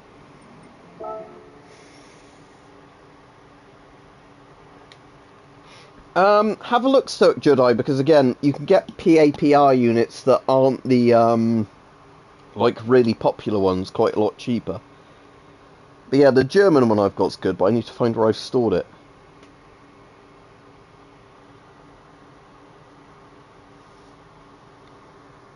Yeah, like Agent Orange, Byron.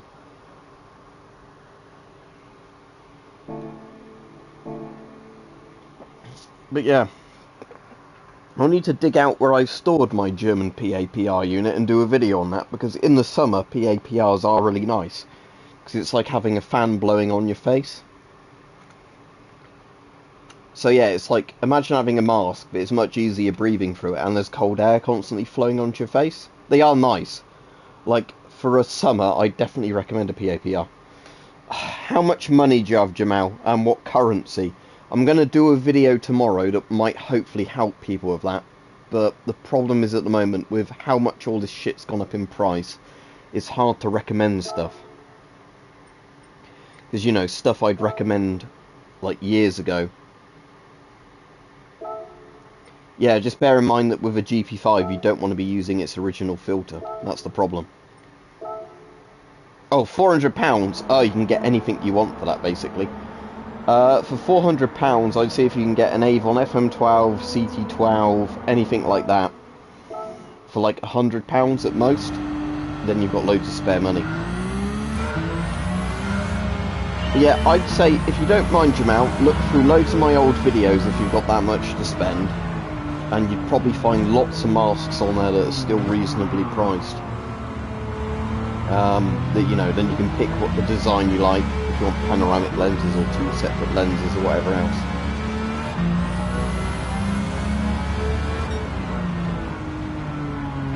You might not even need anything, that's what I'm thinking, Stoic, you might not even need anything that complicated, so for that money, like, you can just save a load of this money, get something that's good enough, you know, and then have a load of money left for something else. Because I don't think most people need an FM53, that's the thing. They're lovely masks, but I don't think most people need something that complicated.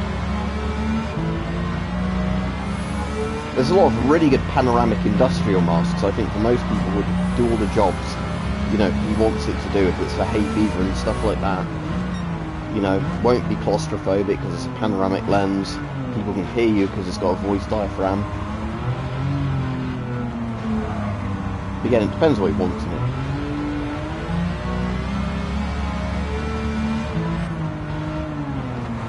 That's a bit like somebody saying, I've got this much money, I want to buy a gun. You know, and they could have a really high-spec AR-15 and all that, but they just want a gun to shoot a target. So they might as well get a, what do you call it, Crossman, not Crossman, Ruger 1022. Yeah, it's that sort of thing.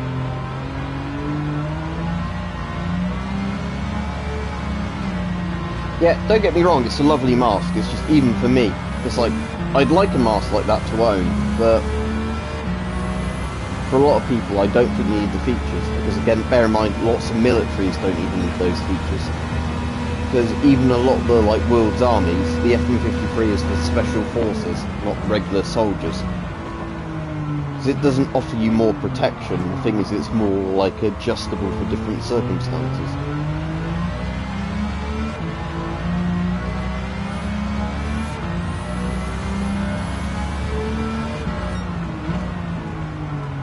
There's so many, what I'd say now, like a good panoramic mask, like the Spaziani TR2002 is really nice. There's a couple of the similar ones to that, like that Climax mask, whatever it's called. Yeah, I definitely agree with you, it looks cool.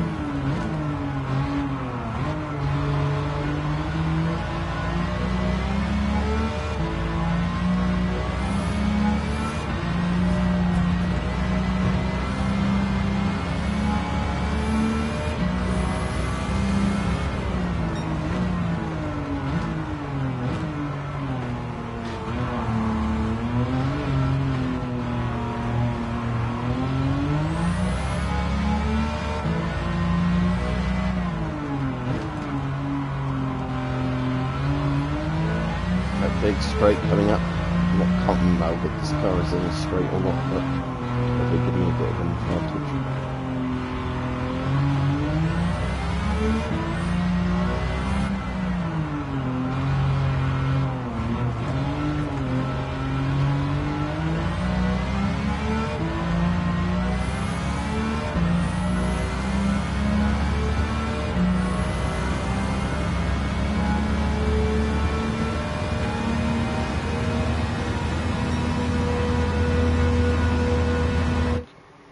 Right, sadly, Sebastian, they do the same thing here.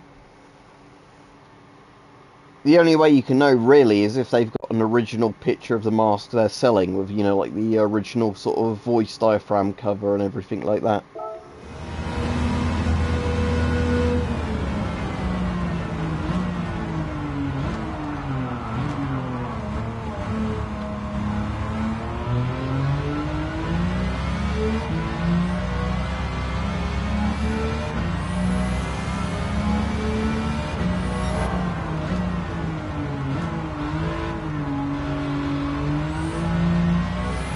A good mask you can buy in the US is it the Scott M95, also known as the M110?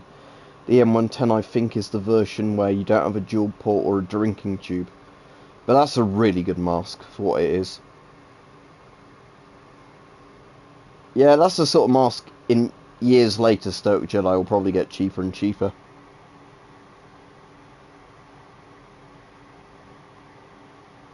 Yeah, that's a good idea, Byron. I'll credit you for it if I remember, but yeah. So you mean in hot weather, what ones drain best, sort of make you sweat the least, that sort of thing. That's a good idea, yeah. Because I can certainly think of masks that aren't comfortable to wear in the heat. But yeah, you're right, there's probably ones that are much better than others. But again, it's down to, I guess, again, like if you've got a PAPR on it, it's going to always be more comfortable. But yeah.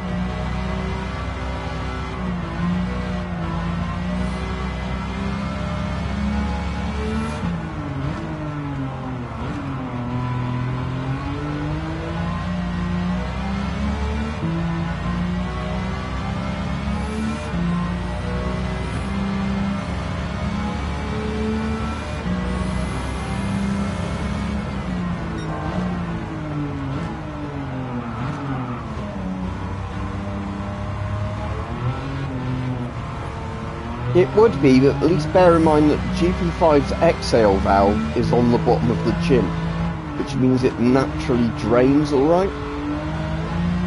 There's a lot of masks that have their like exhale valve very close to the intake valve, like on the mouth sort of nose area.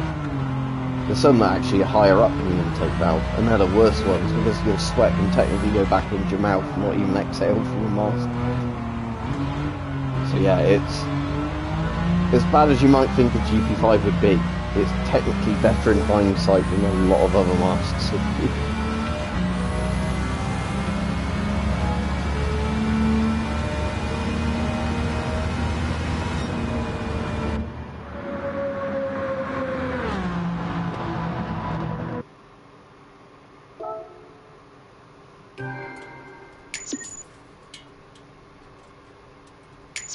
Yeah, exactly, Byron.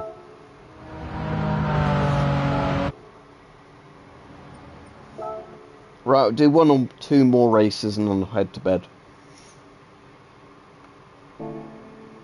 Yeah, I really need to find where I've stored my German PAPI unit, because like I've said, that would be really good for using in that video, because you at least get a cool air blower on your face.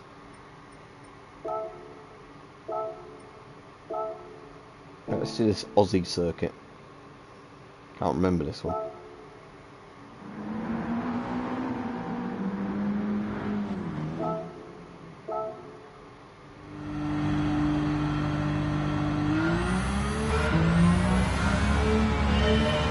Yeah, some of the time, Byron, the issue is more like the time it takes to do a video and like what I've got on that week. Or like, you know, does it require you to do other stuff? Because sometimes there's videos I want to do, but you know, like the weather's not right for it if it's an outside video and stuff like that. And there's other videos, so like if you can only do them inside, it's just when like you've got a good chance to do it, if that makes sense.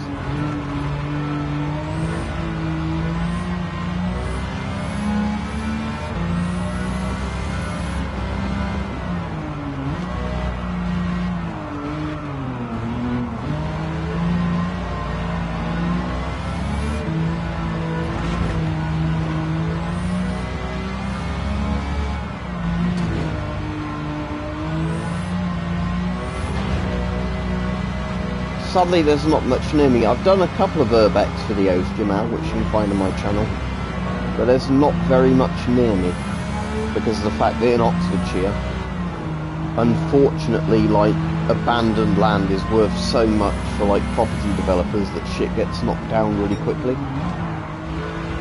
Yeah, it's not so much a law thing, but obviously bear in mind, if I made a video of me trespassing, I've admitted to doing it. But yeah, the main issue near me is just the fact that I'm in a county where, like, abandoned stuff is destroyed really quickly. That's why, like, Oxford is one of the worst counties for ROC posts still being there. Because the fact that, you know, they just get, like, bulldozed so quickly for, like, housing development. Because they can, you know, like, upmarket them so quickly compared to other parts of the country. If you want to see something near me, and I'll pause the game and tell you how to spell it, Water Eaten Grain Silo. That's not there anymore, but if you've played Red Orchestra 2, you'll certainly like this. Search for this. I'm just spelling it now.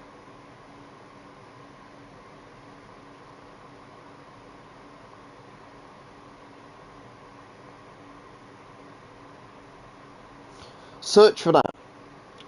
And that used to be really close to me, but sadly by the time I had the car and all that, that no longer exists. It's been bulldozed and turned into a train station. But that was like a 4 or 5 story grain silo that was near me, that used to be there for like, you know, decades before they demolished it.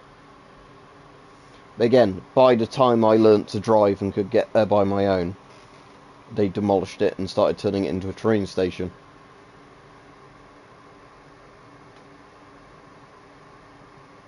But it's really interesting in terms of, you know, like what was there and if you like old things like that.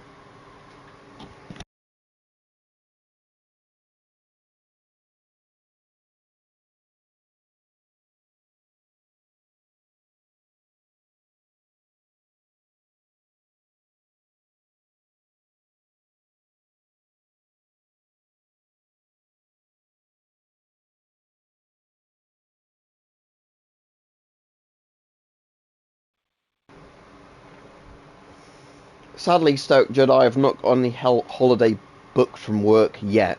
I've probably still got more days I can book off, but yeah. A lot of the time at work, it's like the peak times you can't book off and non-peak times you can, if that makes sense. And summer and Christmas are like the busiest times of the year, so you can't book them off. Yeah, I'm sure I can get some more holiday days in at some point, but like autumn and spring are actually better for me than holidays in summer and winter.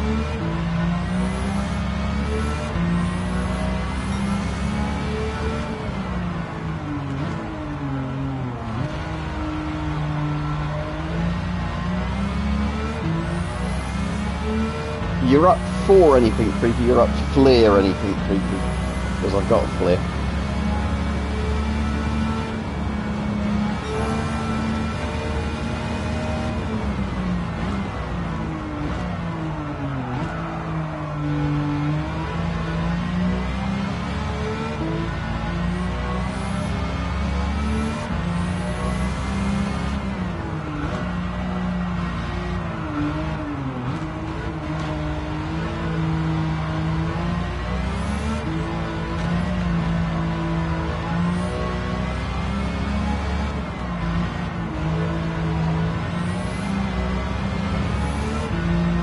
I'll reply to you properly in a minute, Byron, but let me just finish this track first and I'll give you a proper explanation.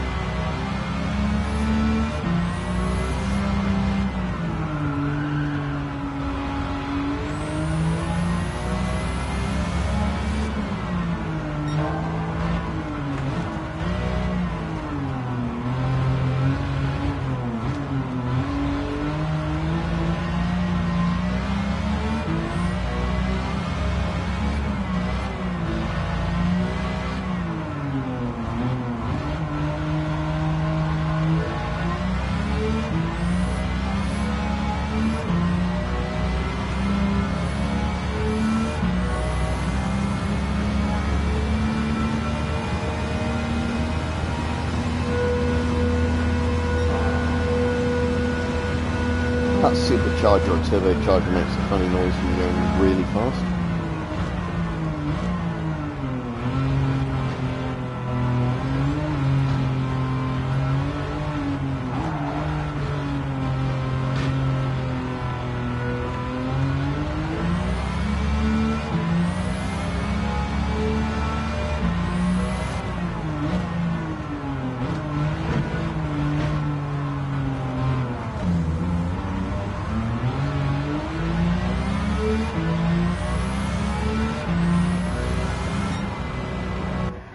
Right, so Byron, basically, the job I do at the weekends, which is like my main kind of employed work in terms of, you know, like not flexi hours kind of thing, is sanitation-y kind of cleaning stuff. So it's cleaning surfaces, cleaning floors, knowing what germs will be on certain surfaces, you know, like E. coli, stuff like that.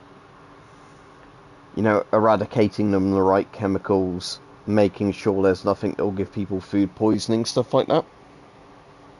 I won't go into it too much, because like I said, people have tried to dox me before and try and work out what job I do and everything in my local area. But it's basically, you know, making sure people don't get ill, and, you know, killing germs as efficiently as possible.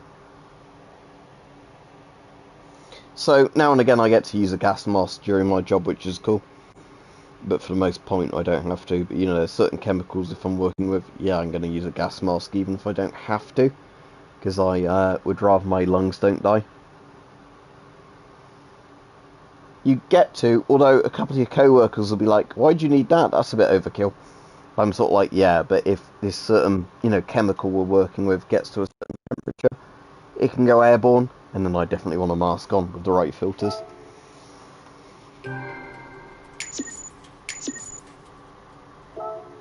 If I could pick an ideal job, I'd like to work with ionising radiation, just because I find that the most interesting of all the CBRN stuff. Right, I'll do one more track, and then I'm going to go to bed. Yeah, and that's a good pun, isn't it, Byron? Right, let me go to the toilet one more time, and I'll be back.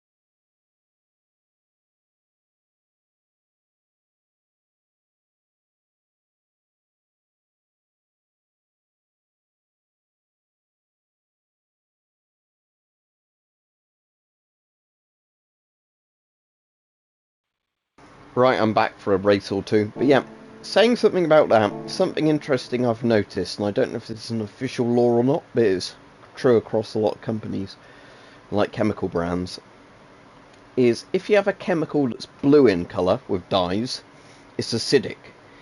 If you have a chemical that's grey, sort of clear in colour, that's normally an alkali. So sodium hydroxides and all those are normally like grey or sort of white coloured. Whereas like bleach type, wouldn't say sulfurics, but I'm trying to think of the name for them. They're normally always pH1, pH2. But that's just sort of an interesting thing I've noticed, and I don't even know if that's a rule or not, but like all the brands of chemicals we have, they're always like pH1, pH2, they're blue colour. All the ones that pH13, pH14 are like grey-white.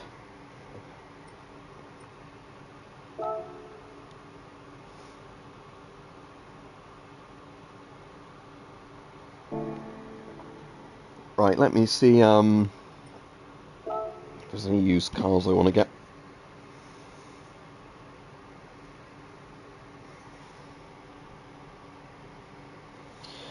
No, Byron. So the weird thing is, when I did science in school, as in biology, chemistry, and physics, I didn't find them very interesting at all. but that was mostly because our teachers were boring.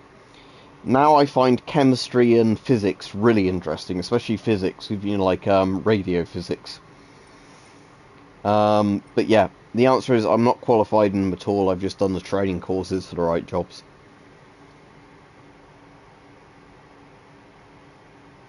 But I guarantee you I have more sort of training, in a sense, training inverted commas, handling radioactive substances than lots of proper physics majors.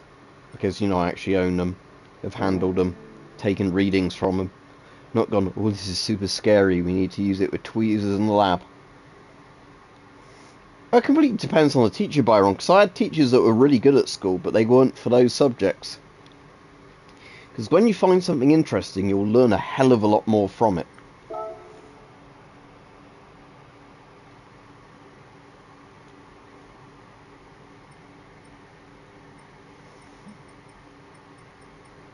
Right, I'm going to do the France one, and then I'll head to bed.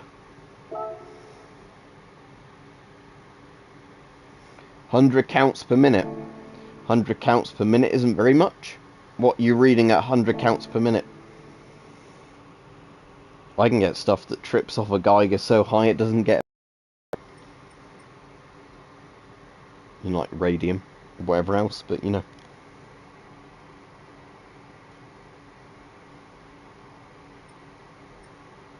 Did you see the video I did on the DP66 a week or two ago? With the sort of sort of noise, because I love that. Alright, you're being sarcastic. I can't tell from a comment, can I? You know.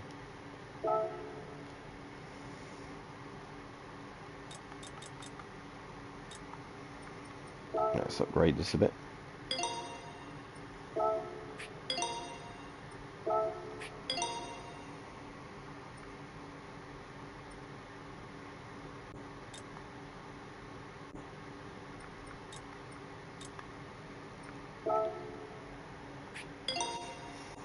That'll do for upgrades. Yeah, the problem's the context, like you say, with jokes, because if you're reading them in text, you can't get sarcasm or whatever.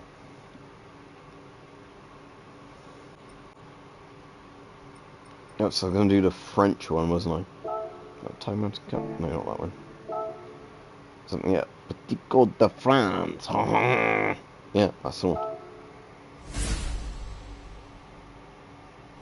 Well, only with that proper speaker. With the little thing, it makes a very high-pitched tick that's very boring. But yeah, the beefier Geiger counter sort of chunk, chunk, chunk, chunk, the better I think it sounds. Yeah, when it's fast, when it sounds like just radio static, the better.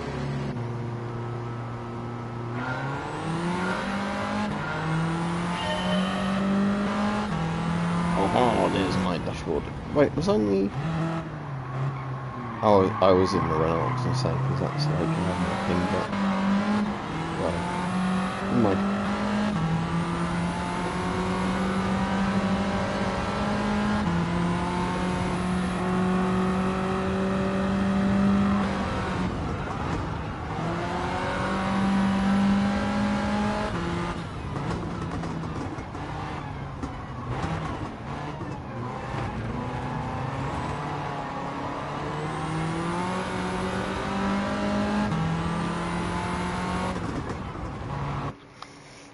You're probably thinking of the MD5, are you?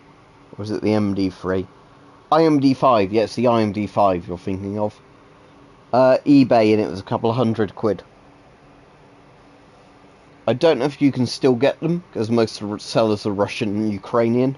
But yeah, it's an IMD5. Which is the kind of like modern equivalent to the Soviet legacy DP5 counters.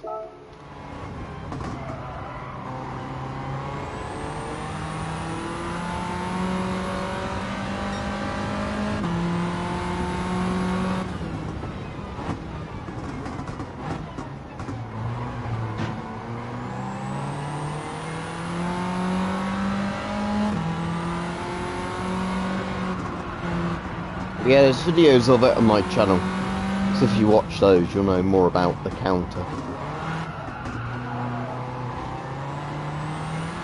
But they're, like I said, they're nice counters, but, it's just the fact that, obviously, at the moment, that if you're buying something Ukrainian or Russian, good luck getting it to the West.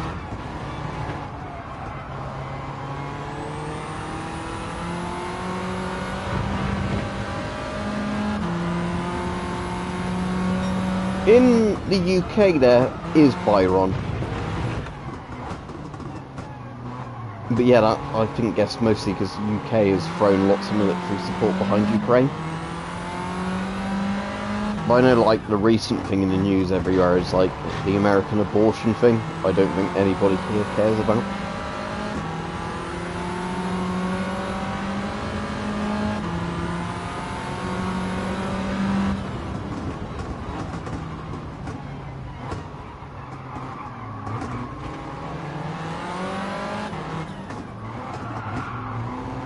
Yeah, that's the thing, but like I said, nobody here cares about it, even though they keep shoving it down our throats in the news.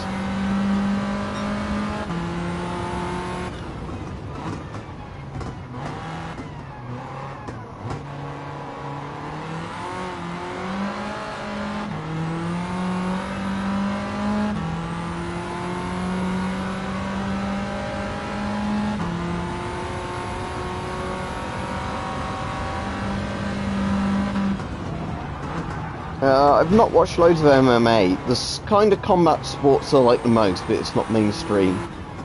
It's like the Battle of Nations type things, you know, where guys in armour beat the shit out of each other with like blunt pole arms and things like that.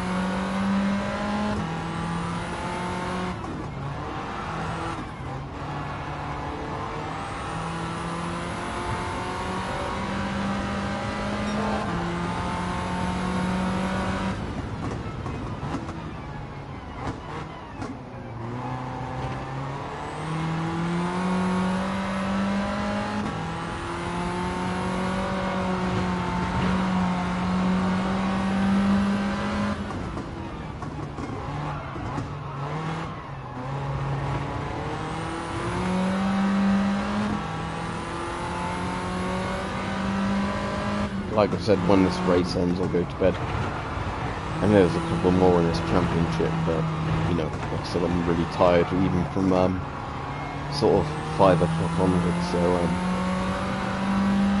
I'll head to bed and wish everybody a good night, and then, hopefully I'll do a stream tomorrow, assuming I'm not so knackered that I don't want to do a video. But, like I said, there'll be a video I'll do tomorrow, otherwise, about the, sort of current good price gas masks and all those.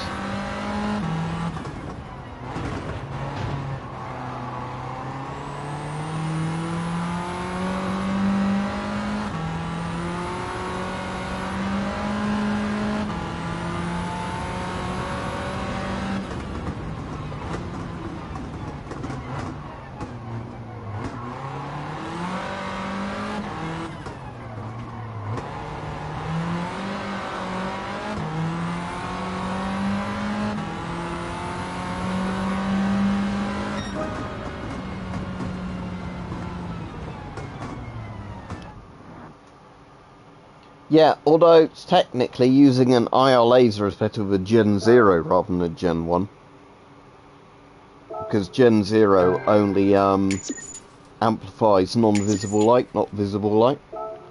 If that makes sense. It's hard to explain very briefly. But, Gen 1 basically amplifies all light. To the point that, you know, you get lots of stuff that just kind of distracts you from what you're looking at.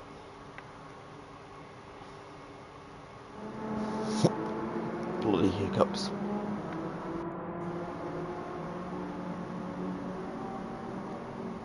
Whereas Gen 0 doesn't do that, because Gen 0 only amplifies light in the UV and IR range. Yeah, both the Gen 0s and Gen 1s are tank headsets though.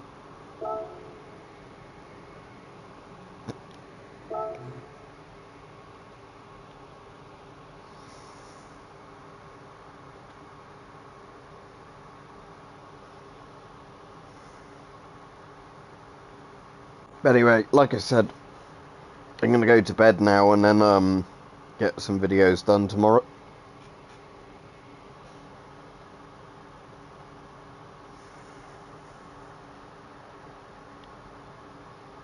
So have a good evening, and I'll see everybody tomorrow, hopefully. Yeah, have a good evening, everybody.